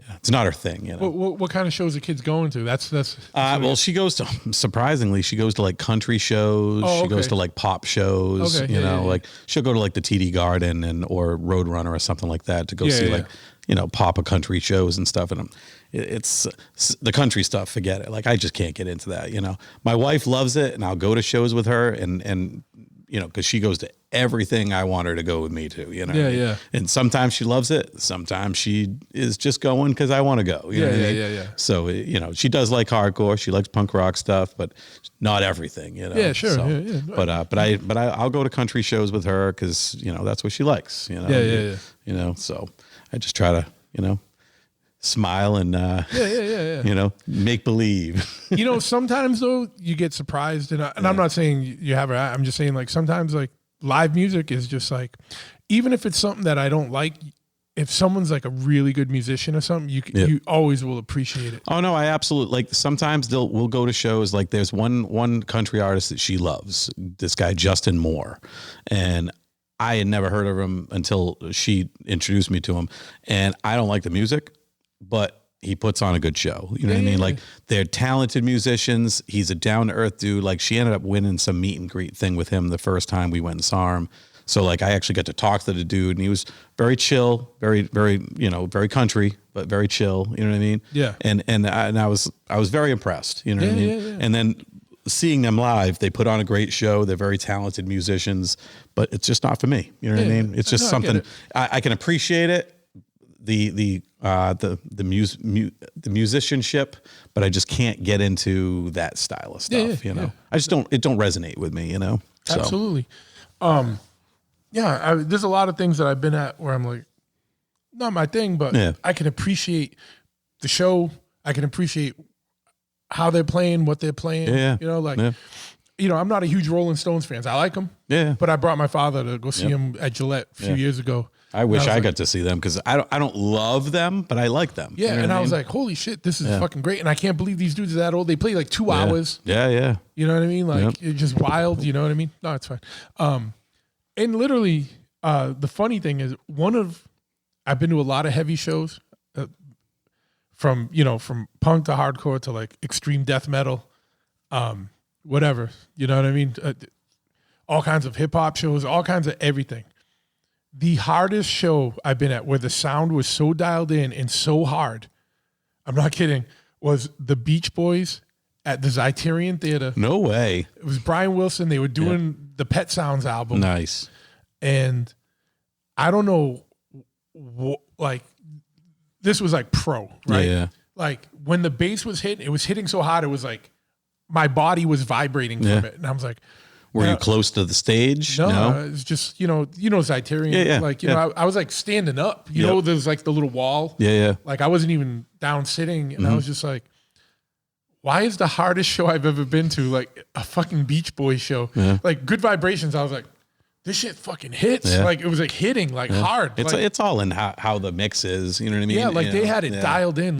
Like they wanted that thing to resonate through you. And I was just like, and then I heard it all in a different way. Now if I go back and listen to some of that stuff on that record, I'm like, I can hear it like how it's supposed to be live. Right. That they can't capture on the thing. And I'm like, yeah, that song's fucking hard. That song's fucking tough, right? Yeah. That Beach Boys stuff, especially that record, was phenomenal. You know what I mean? Yeah. I mean, that stuff inspired the Beatles to do different shit. You know what I mean? Yeah. You know, it's crazy. You know? And you can't take it away. That's like they're Paul's Boutique, right? Yeah, like, like License Still came out, it was fun. Yeah. And then Paul's Boutique came out and they changed the game. Like, and that record, Pet Sounds was a game changer for sure. Yeah. Check Your Head for me was more of the Beastie Boys peak, you know. For you, I know everyone. Paul's. Don't get me wrong. I love Paul's Boutique. It's got some bangers on it. Yeah. But Check Your Head was more of the skate soundtrack. Sure, you know what I mean? No, so I get it. So it resonated a little bit more with me. You know. Yeah. I just for me it was like I was at the Civic Center when they did their first tour. Right? Oh yeah. I wish I had a long sleeve License to Ill shirt. Nice. And it was cool. Was that with the Run DMC? Was it the Run DMC? It was Murphy's Law. Oh, Murphy's Law with Beastie Boys? Yeah. Really? So on Beastie Boys' first tour, so it used to be like that album broke while they were on tour. Oh, all right. So like, because they were old hardcore, those old hardcore kids. They brought Murphy's Law with them and they were doing clubs. I didn't know that. By the time that tour ended, they were doing arenas because the record was blowing up as they were on tour. Because I know they ended up touring with Run DMC. When after they blew up, though. Yeah. You know, and that could have been the same thing, but like when I saw it, I just remember seeing Murphy's Law and be like, "This is fucking cool!" Like, And I remember going to school the next day. Did you not know Murphy's Law at the time? No, I didn't know him at the time. Yeah. But I liked punk and hardcore. Yeah, right. Like I didn't know Murphy's Law yet. Yeah. And then I did after that. And then but like I remember being in school the next day and all the hip hop kids complaining about Murphy's Law. I was like, nah, that was fucking right. fucking rad. Yeah. And but it was funny, you know what I mean? But like now Jimmy G's like a great friend. And it's funny to hear, like I've gotten to hear all the tour stories about that. Like, and it was like that is that's magic, that time. Yeah. And like License Still like has a special place because it was like fun. And I remember, but like when all the production and the craziness of like Paul's Boutique, like no one was doing anything like that in hip hop. Absolutely. Yeah. That was a game changer. And I know Check Your Head was another one because then they started playing their instruments again and incorporating that in. And that was a game changer in a whole different way. Yeah. And one of my other all-time favorite shows was Beastie Boys, Cypress Hill, House of Pain, and the Hooligans at Rocky Point. Wow. The old I think park. I remember that because like I had a bunch of friends that would go to those shows. I never got to go there. You know, like Faith No More played there with Helmet and like on the Angel Dust tour, and Faith No More is my favorite band of all time. You know what I mean? So like the fact that people saw that, I get so jealous. When well, I saw Faith No More there. I'm like, fuck you. You know what I mean? Same thing with the Real Thing. They came around for the Real Thing tour at the Fishbowl, living room. You know? And I'm like, you motherfuckers. You know what I mean? No, I didn't see that. So you don't have to. I won't be on your shit list. All right, for that. good. My favorite thing about those Rocky Point shows is they started throwing raves there. And they had to stop it, because I think they had one or two, and they were finding kids like fucking whatever they were on, drugged up, like floating in the water. Oh, Cause, no. you know, because it's like right on the water. Like there. they would die and shit. No, not they were dead. Just like, passed out. Just like fucking high, like floating around in the ocean. Like oh man, you know what I mean? It was just funny shit. Like that whole time frame is such like a funny time because it was like the hardest shit going on, and then like rave was big, and like you know, techno was huge, and you know, going to Babyhead it was punk rock shows, hardcore metal shows, and then then it would be like stupid dance party or like techno nights and stuff. Or like you know, that was what was cool about Babyhead was like you had all that different stuff in one roof. And then Jerky's was upstairs, and you know, it was good. Yeah, I miss Babyhead. I miss that whole Providence scene though. You know what I mean? Like I used to love the old Met because the Met shows were so Met, good. Yeah, the new Met is good too. No, it is. It's great. It's great. The sound is good there. Yep, I saw Corrosion of Conformity there, and I almost went deaf from that show. I was like, it's so loud and dialed in and stuff. But yeah, I mean, I've seen quite a few at the new Met. I like it a lot. You know, but the old Met just has like that. And I know that's not even the oldest Met. That Met was like all over the fucking place. You know what I mean? Because but it was cool because it was on a corner with all this glass. So like, people walking by were like, "What the fuck is going on in there?" Like, because like kids are like piling on top of each other and smashing and fucking. Whatever. I've seen some sick shows there, man. Like I saw Neurosis there. I saw freaking, you know, H2O there a bunch of times. Like so many good shows. You know. Yeah, that's what's cool, man. It was cool when you had to be at the show to see the show. Like there wasn't, and everyone there was participating in. You know, there might have been a kid or two. I remember there was this kid Ed that used to film a lot of the old Boston shows and some Providence shows, and you know, and there was like people doing that, but it wasn't like 50 people with their phone out. Right. You were there. And if you wanted a band shirt or a record, you had to be there to get that, or you had to hunt it down. And it was just like you had to be more involved. You couldn't be at home involved. You know what I mean? You had to like, and people wanted to do stuff like not everyone wanted to be in a band, but like people were doing zines or like printing shirts or like doing you know putting on shows or whatever. It was like even in our immediate area, people were doing that stuff, and it was great. Yeah. You know, like, you know, New Bedford had those New Bedford Fests and all that wild stuff. What do you got going on now for music, man? I know Drained has come out of retirement here and there and popped in and done a few surprise appearances and well, not surprise, you announced them and stuff, but like, you know, like you come back from hiatus to hit the stage again. We brushed the mothballs off a little bit, you know. I know Roger's super busy with All Sinners, and he's got he's living his 80s metal fantasy life. He's playing at the Whiskey and doing the whole Hollywood thing. He's got a record coming out this weekend, actually. We're doing at the Dipper. We're doing an All Sinners specialty pizza this weekend. Yeah, with their hot sauce on it. Yeah, nice. I was working with it with one of my cooks today. We were trying to because the hot sauce is really clumpy, so we're gonna have to cut it with something smoother to just to make it so that it's spread. You know what I mean? What I like about talking to you about pizza and it's you're very innovative when it comes to that shit, and I love it. You know, but it just shows that you actually give a shit. You know what I mean? And that's awesome. You know, and it shows because your pizza's freaking awesome. Everyone that I ever say go check out the Dipper Pizza, they're always like, oh man, this is great. You know. Yeah, well, you know, Packer and I spent the whole year, and he was doing like a lot of that, way more of the heavy lifting research into it. But like the first day, like me and him we were at his house. Yeah. And we were like, we'll figure this out. And we're like, all right, here's how to make the dough. And we didn't know about proofing yet. We're like, how come we can't get this shit to stay? We're like trying to put it in the pan because we bought like the pans that you So did you buy the oven first and then when I'm going to turn this on you. All right. So where did the pizza idea come from? I know you had the bar. So we had the bar. Yep. And that bar has been in my family for 50 years. Yeah. Right. Like my uncle bought it. So that's literally the first licensed bar in New Bedford. Is it really? Wow. So there was bars before it, but then Prohibition, after Prohibition, that was the first bar to become a licensed bar in New Bedford. That's cool. And it was started by this family called the Shah family. And they were a Lebanese family. Mm-hmm. They were bootleggers during the Prohibition times. Yeah. And so it ended. And, you know, it was the kids and the father. They were like, what are we going to do? And he was like, we're going to stay in the business. We're just going to open up a bar. And they opened up a bar. And it was the Dipper. And then my uncle bought it. It was called the Dipper then? Yep. And then my uncle bought it from them. I 70s or something, late 70s, early 80s. And then my father started working there 40 something years ago. When he broke his back, he used to be a teamster and a trucker. But my dad was a teamster too. Yeah, and he was delivering sheetrock, and his partner called out one day, and my father's, being a dude, and he's carrying 2 pieces of sheetrock at once, and banged his back up, and so he started working at the bar. And then he bought it from my uncle, and then during COVID, his business partner kind of wanted to bow out. Yep. Because COVID was screwing everything up. And so me and Packer bought it. Yeah. And then we had it, and there was no kitchen. Well, there was a kitchen. There had been a kitchen prior years, but there hadn't been a kitchen being used in years since it had been renovated and everything.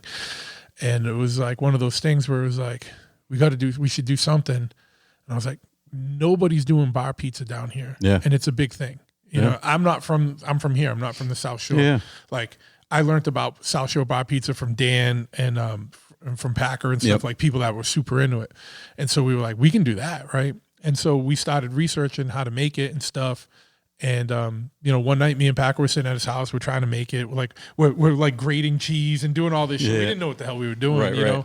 And then he stayed on like trying to develop the recipe more. He has a friend that's a chef that kind of really walked through it with us and gave us like the secret ingredient for the sauce. Yep. And it's like, this is going to set your stuff apart. You were telling me that. We even make our employees sign non-disclosure agreements and everything. That's good though. Because it's like, it's literally different than everybody else's. And it's like this weird surprise ingredient that, and off air, I'm going to throw something at you. Okay. I'm not going to tell you what it is, but don't tell me yes or no, but I'm going to tell you what I think. I can tell you if you're in the right direction. Okay. But anyway, so we got that open, and as an homage, it was just like something different. Yep. And then other places started doing it right after us, and there's because we're not doing Greek pizza, we're not doing New Bedford thin crust, like no one's fucking with Parafas. Right. Parafas got it. Parafas is my favorite of the New Bedford pizza places that's not bar pizza. Yeah, exactly. You know what I mean? And so it's like, and I like Riccardi's a lot. Yeah, I like Riccardi's, and that's like our style in this area of pizza. But we just wanted to bring the bar pizza because we got a bar. Right. And it's like, I'm not going to do Parafas style like that. But there's already places doing it that are doing it good. No one was doing bar pizza down here. So, people like Ray's and stuff like, and that's good stuff too. But like we're doing traditional South Shore bar pizza, right? And so, and that's like literally, and it was, we didn't want to open up like a full kitchen and all that. So we got that oven and we talked to the guy Bobby Owens that like makes the pans. Like if you're doing South Shore bar pizza, you have to have Bobby Owen pans. Oh, all right. And he was like, "Hey, you could do this. Get like this oven will be good." And people were mentoring us. That's good. What I mean? That's good. And like, so we just did it and ran with it, and and it's worked out. No, that's awesome. And now we try and do fun things with it, like even with drinks and stuff. I'll go in. Like I was there the other day. I had to open up because my father stayed on, like I know he didn't want to be out of it. Yeah. So he comes in every morning and sets up and gets everyone going. And that's awesome. And he's like stoked because he's like, it gives me a reason to get out of the house, go do stuff. So does he get everything going with the food or just the bar stuff? Just the bar stuff. Yep. And then, we have prep cooks come in and people that are on prep, they come in and get that set in the morning. And we got a good team, you know what I mean? And we got good bartenders. We got good kitchen staff. We got a good kitchen manager, and my father's kind of like the bar manager. And and then me and Packer do thing and handle all the, the logistics and the running the business and all that stuff. Yep. But like I like going in there. Like at first, me and him were both doing shifts, like making pizzas, bartending, just to learn it because I got to be able to do this stuff if someone calls out. Yep. You know what I mean? Yep. And whatever. So like, and to know what we're talking about, and to, at first, like, we had to do, like, I've never owned a bar. I've never owned a kitchen. When I was a kid, I worked as a dishwasher in the kitchen. That's my kitchen experience. Right. So all of it was learning, and then like dealing with the city and the town, and like all the permitting and the how was all that? And, was it okay? Yeah, it was good. Yeah, that's good. And so, like I went today to renew the liquor license permit and stuff, and they're used to people being dicks. You go in there, looking like how, you know, we don't look. Yeah. But if you go in there with like smiling and making jokes, they get stoked. You know what I mean? Like, being nice. You're being cool. Like, you know what I mean? And just don't be an asshole. Just don't be an asshole. And you'll be amazing in life. Like how much things are easier if you're just not an asshole. Right. You know what I mean? Like, Right.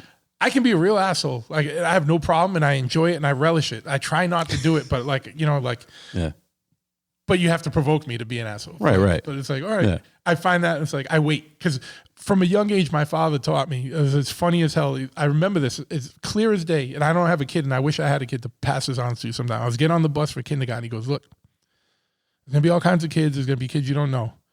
He goes, there's going to be kids that'll probably mess with you. You know, it is what it is, right?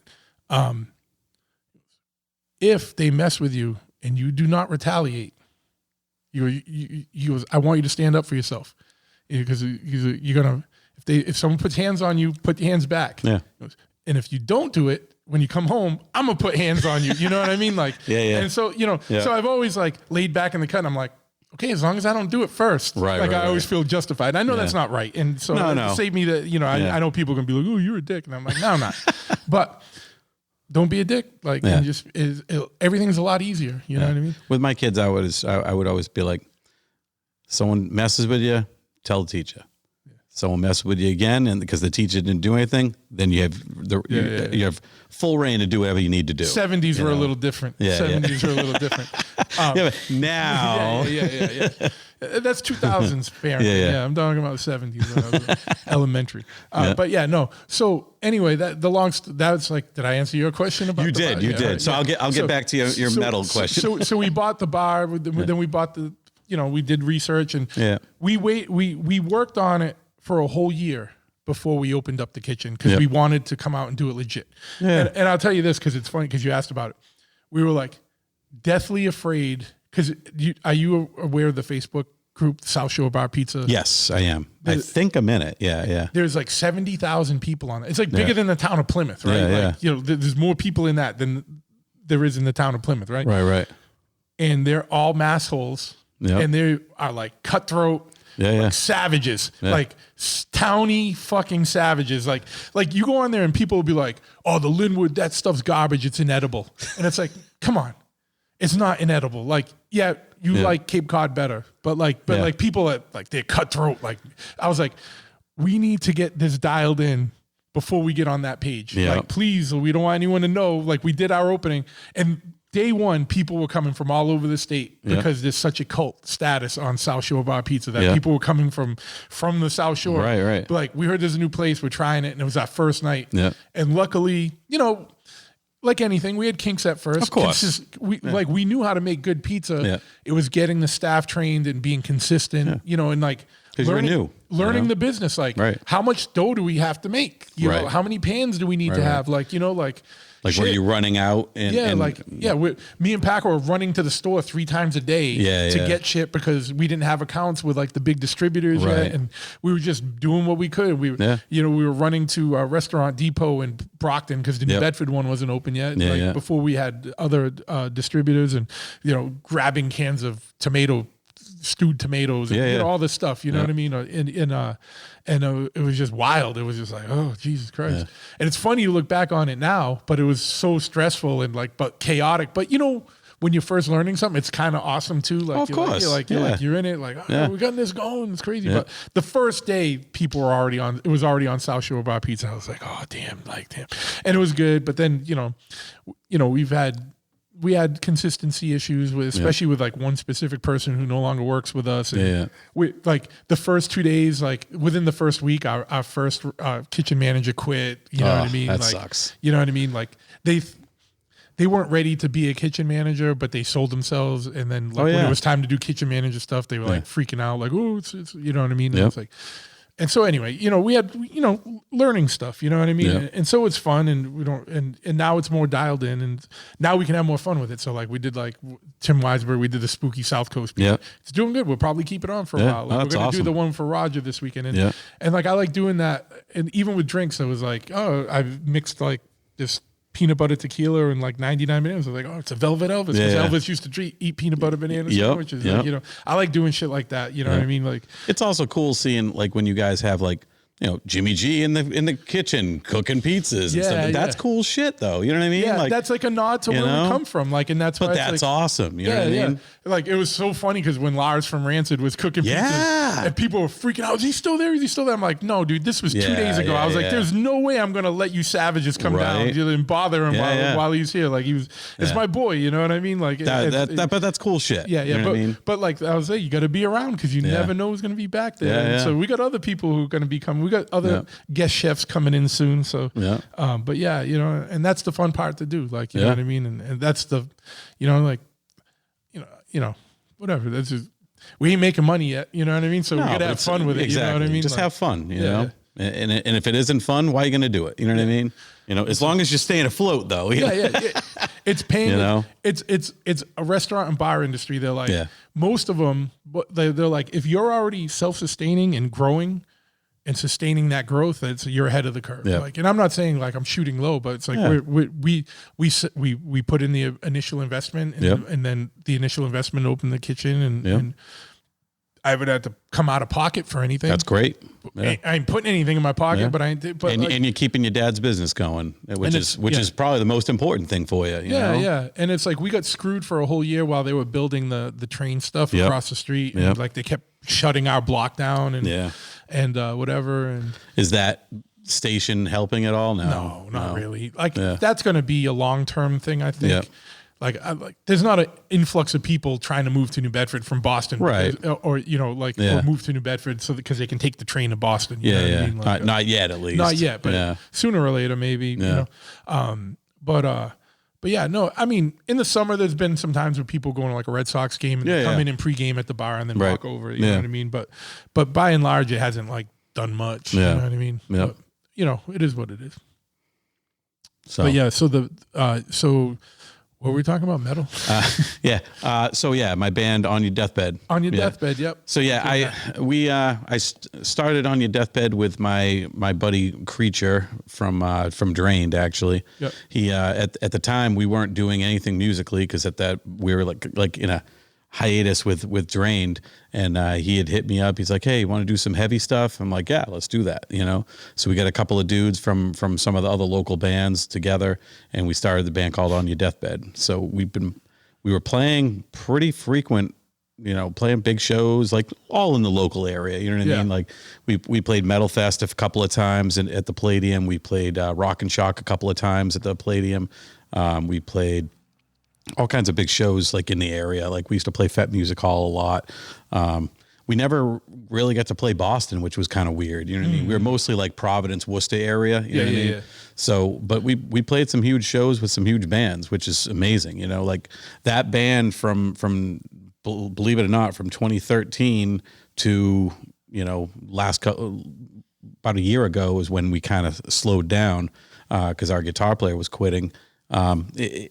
Played with some of the biggest shows we've ever played. You know what I mean? I think the biggest show I ever played was Drain played Loco Bazooka, one of the first Loco Bazookas in Worcester, and that was friggin' thousands of people. You know what I mean? So that was great, and we even had like Slipknot come over and like take notice and loving it. You know what I mean? Cool. So it was pretty cool because like Clown from Slipknot ended up talking with me and Roger, and he's like, dude, I love you guys, this and that. He invited us up to friggin' Maine the next night, and we went up and hung out with them on their bus that night. You know what I mean? Nice, It was just cool, because the guy's he's a hardcore guy. You know what I mean? You know, it's cool to see bands like that like still have respect for hardcore. So.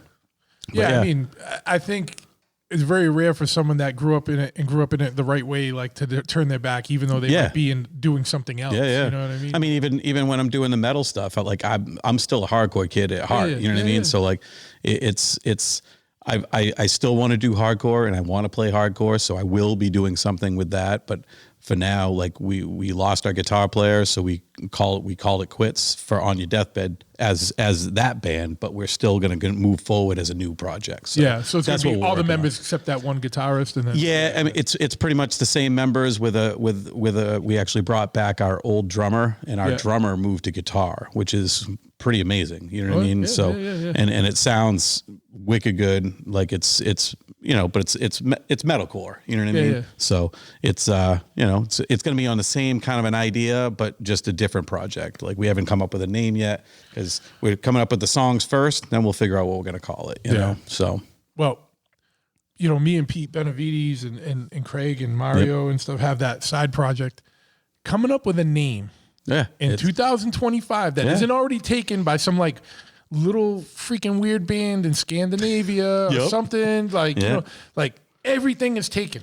Yeah, everything is taken. It took so long to come up with a name. You know what I mean? And we talked about the fact that like I don't want to make an acronym band because every band is an acronym band. And it's not that I don't. Obviously, I'm wearing acronyms right now. I get it. Yeah, you're wearing two. Yeah, I'm wearing two different acronyms as we speak. You know what I mean? So, but I get that's what like people just make it easier, so they just say it's whatever it is. You know? Yeah. But like I'm trying to get away from that. You know, just to try to stand out in a way, you know. So you need a one name, a one word. But I don't want it to be a word that's just stupid. Yeah, you know what I mean? Well, that's what I'm saying. Every good word is taken. You're gonna have to get deep. You're gonna have to get into some deep, like you're gonna have to go into like a Latin dictionary. And my guitar player, the old drummer Dean, he had one word, and I'm like, what does that even mean? Like it sounded cool, you know what I mean? But like I'm like, I don't know. Yeah, it's funny, man. And so it's more on like the metalcore path, you say? Yeah. I mean, it's been tough for me to like with haunt season just happening and then not long before that, I was actually an extra for a movie, so I did that for a little bit. Nice. So that kind of took me away a little bit. So it's just been taking a little bit to get everything going. You know what I mean? Like the music's there. It's just I'm the guy that's kind of holding it up. You know what I mean? So what's your process for writing lyrics? Do you wait till there's music and then write to that, or do you write ahead of time, or like what's your process like? I actually do write to the music. Like what my usual thing is, I listen to stuff and I come up with vocal patterns first. I come up with inflections and patterns in my head, and I literally will just sing gibberish at practice, like the same things over and over again, just to kind of get an idea of how I want to do my vocals. And then I will actually set the lyrics after that. I'll write the lyrics to that. I'll come up with my ideas of what I want to write it about, and just structure it with the vocal patterns and inflections that I made. You know what I mean? That's how I find it the easiest. Sure. You know what I mean? Yeah. I know a lot of people do, like they'll write lyrics and then try to fit that to that. I just have a hard time doing that. You know what I mean? With ITI, that's how I did it. You did it ahead of time? Or kind of, or like depends, you know what I mean? Yep. But now, like with War Machine or this other band, I'm not mentioning it yet because I just want to wait till we have stuff recorded. Right. Come out hard. You know what I mean? Yeah. I find writing to the music is way better. Yeah. And I do kind of the same thing. Like, and that's the thing you got to get over. You got to be good friends with some of these guys to be singing gibberish. Like, all that stuff. Like, well, half the time they don't know what the hell I'm doing anyway. Yeah. Like even with in-ears, because we play with in-ears and stuff, and they can hear me the whole time, but then I don't think they're even paying attention. Yeah, you know yeah. what I mean? Well, they're working on it. Yeah. But I find that makes it better. And it took me a long time to learn that, when you're a kid and you're 16 and you're writing, you're just mad and you're yelling. But it's like you got to use the vocals as another instrument. Yeah, it's another instrument. Yeah. You know what I mean? You got to do it in that way. Even when it's doing like heavy yelling, screaming vocals, like you got to treat it like an instrument. Yeah, and you're gonna make it stand out. Yeah, you know? But I do the same thing as you. I might have ideas for songs, things that I want to write about. Absolutely, and then I'll listen. I'll keep listening. Like we'll record something at practice, or like and it's like I keep listening to like then I'll get like. And I'll look through like my notes on my phone. Yep. And then if I see something that there's like, sometimes I'll just see the words and it's like a hook and it like fits into something. Yep. And then it's almost like sometimes like a download, like it all just comes out. Like, I'm not going to say that I've never done it that way. Cause I have like, sometimes I'll just be thinking of things and I'll be like, oh, that's a cool thing for a lyric or something. I'll put it in my notes in my phone too. Yeah. And but then other times I just forget it and I'm like, what the hell was that thing I was thinking about? You know what I mean? Like, so like I always find it a lot easier when I'll literally have like my guitar player, James, ridiculously good, like with writing. Yeah. He writes and he comes with like full songs, like on a freaking sends Ready to go. Sends us MP3s of like full songs, and we're like, holy shit, like it's insane. Yeah. And but anyway, and then obviously we can take liberties and whatnot, Sure. and the drummer can do different things if he wants to, and guitar player can do his own thing, but it's basic ideas. Yeah. So like, it's cool because I can take those and just listen to them while I'm driving around working and stuff, you know, because my day job, I'm driving around all the time, all over New England. So like I can just put that on and just listen to it until it starts connecting. The only problem is sometimes you'll get something in your head of what you're thinking you want to do, and then you try it and you don't like it. And it's hard to like change that. Oh, I You know get what it. mean? Yeah. So it's hard to go, all right, well, that sucks. Yeah. How can I make that better? And then you keep going back to that part that you think sucks. Yeah. But then sometimes the guys will be like, dude, I love that part you're doing there and this and that. Yeah. I'm like, I hate it. You know what I mean? Like, but you know, it all depends, you know? Yeah, absolutely. So, and I'm also very open with telling people, you know, like we're a very collective when it comes to writing and stuff. Like obviously James comes up with the ideas, and most of the time it's pretty much what it is. But then when it comes to like writing together, like I like to be there and actually like give my 2 cents on stuff. Cause I mean, not for nothing, I've been playing music for a long time. So I kind of have an okay ear as to know what I think might work somewhere. So I'll be like, hey, try this. Yeah. Try that. You know, I actually had, when On Your Deathbed first started, we had another drummer, and like he hated the fact that I'd be like, hey, try this or try that. He quit. He quit the fucking band because he didn't like that I actually had some input. You know what I mean? Yeah. You know, I wasn't telling him you have to play this. I was like, hey, try this, try that. He didn't like that. You also, know? sometimes they got to understand, like, certain things are going to work with like what you're hearing in your head for the words, you know what I mean? And it's like, hey, you know, maybe try, you know, that, you know.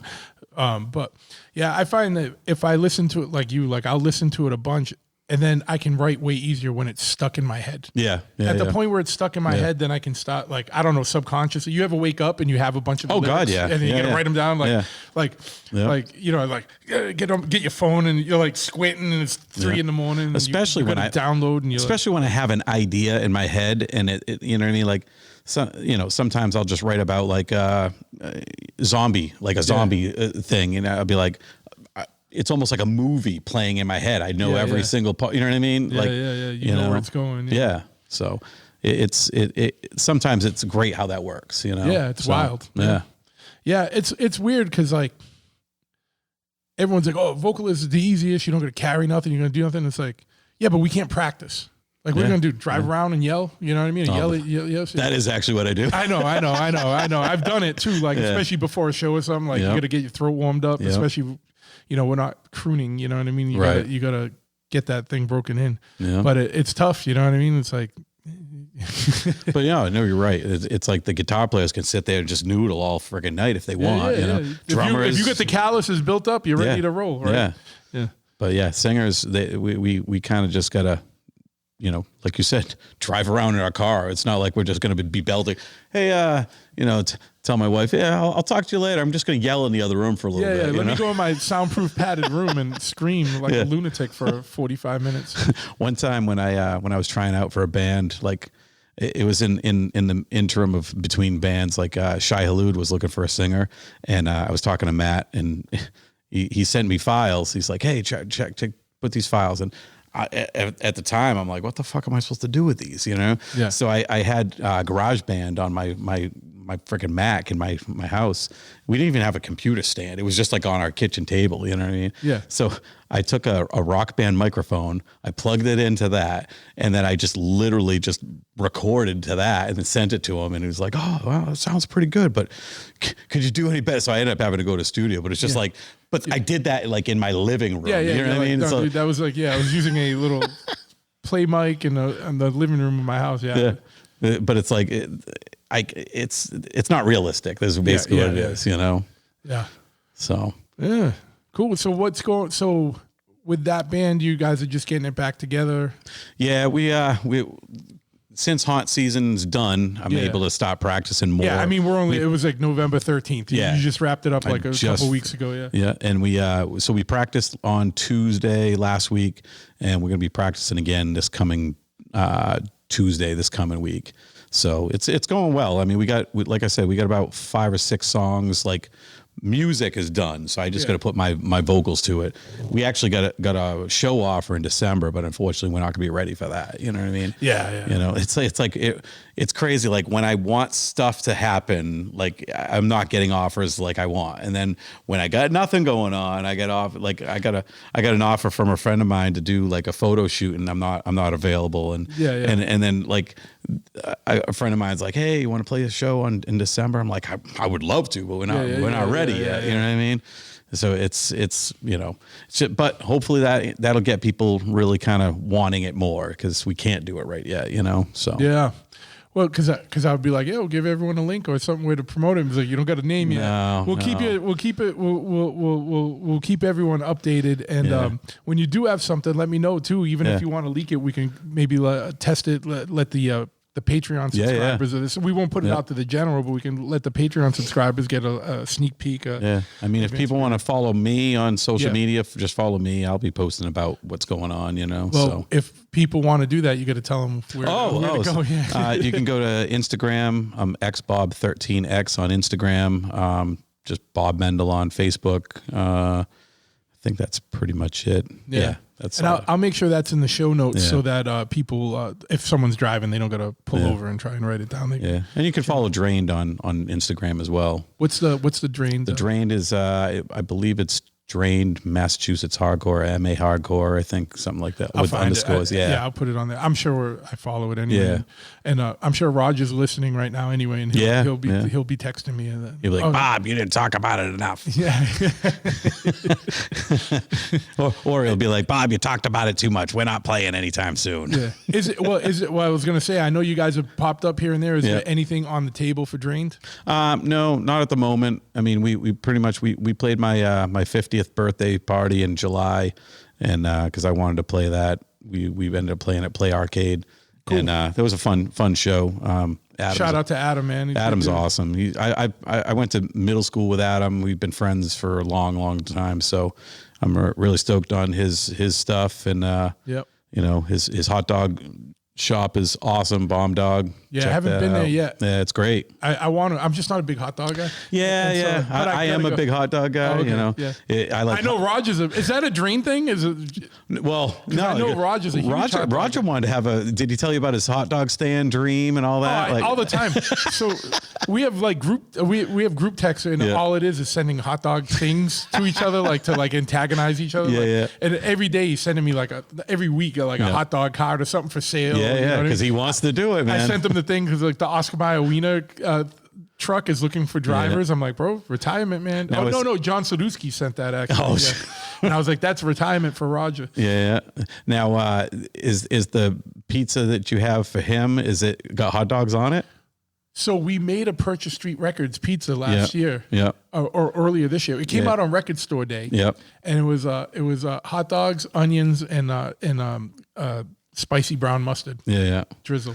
Yeah. So it's got to have hot dogs if it's Rogers. He likes his gaggers. The All Sinners one is not. It's a chicken, onions, and garlic with their hot sauce. Oh yeah. But we're gonna have to cut the hot sauce with something to make it flow better, because it just comes out too and it's just a mess. Like, it doesn't work. Like, we were trying it today, so we're gonna probably cut it with ranch or something, because it'll smooth it out and make it. Yeah. Other thing people should watch out for is, like I said earlier, I was an extra on a M. Night Shyamalan movie. Oh yeah, what's pretty cool. What's that? It's called Remain. It's Jake Gyllenhaal. Okay. It was filmed in Bristol, Rhode Island, and I got to do a little extra bit on that, so that was kind of cool. How'd you hook up with that? A friend of mine works for the extras and whatnot. He's a PA on the set. He does a lot of stuff. Like he's actually right now working on the Walking Dead City series that they're doing. They're filming that in Brockton, right? Actually. Yeah. I went and saw him on the set a couple weeks ago. So, dude, as a haunter, you should get all in and be a zombie on that. You know, what's funny is I didn't realize it was going on until it was already going on. So then I applied to be an extra in that too. So I did extra work for that Jungleland movie with Charlie Hunnam in New Bedford a few years ago, like right before COVID, and it came out literally in the theaters during COVID. So no one went. You know what I mean? It didn't even get a Blu-ray release. It just got a DVD. So I'm like, oh man, I got screwed out of that. You know? But hey, I'm in a scene with Charlie Hunnam. You know? There you go. There you go. You know?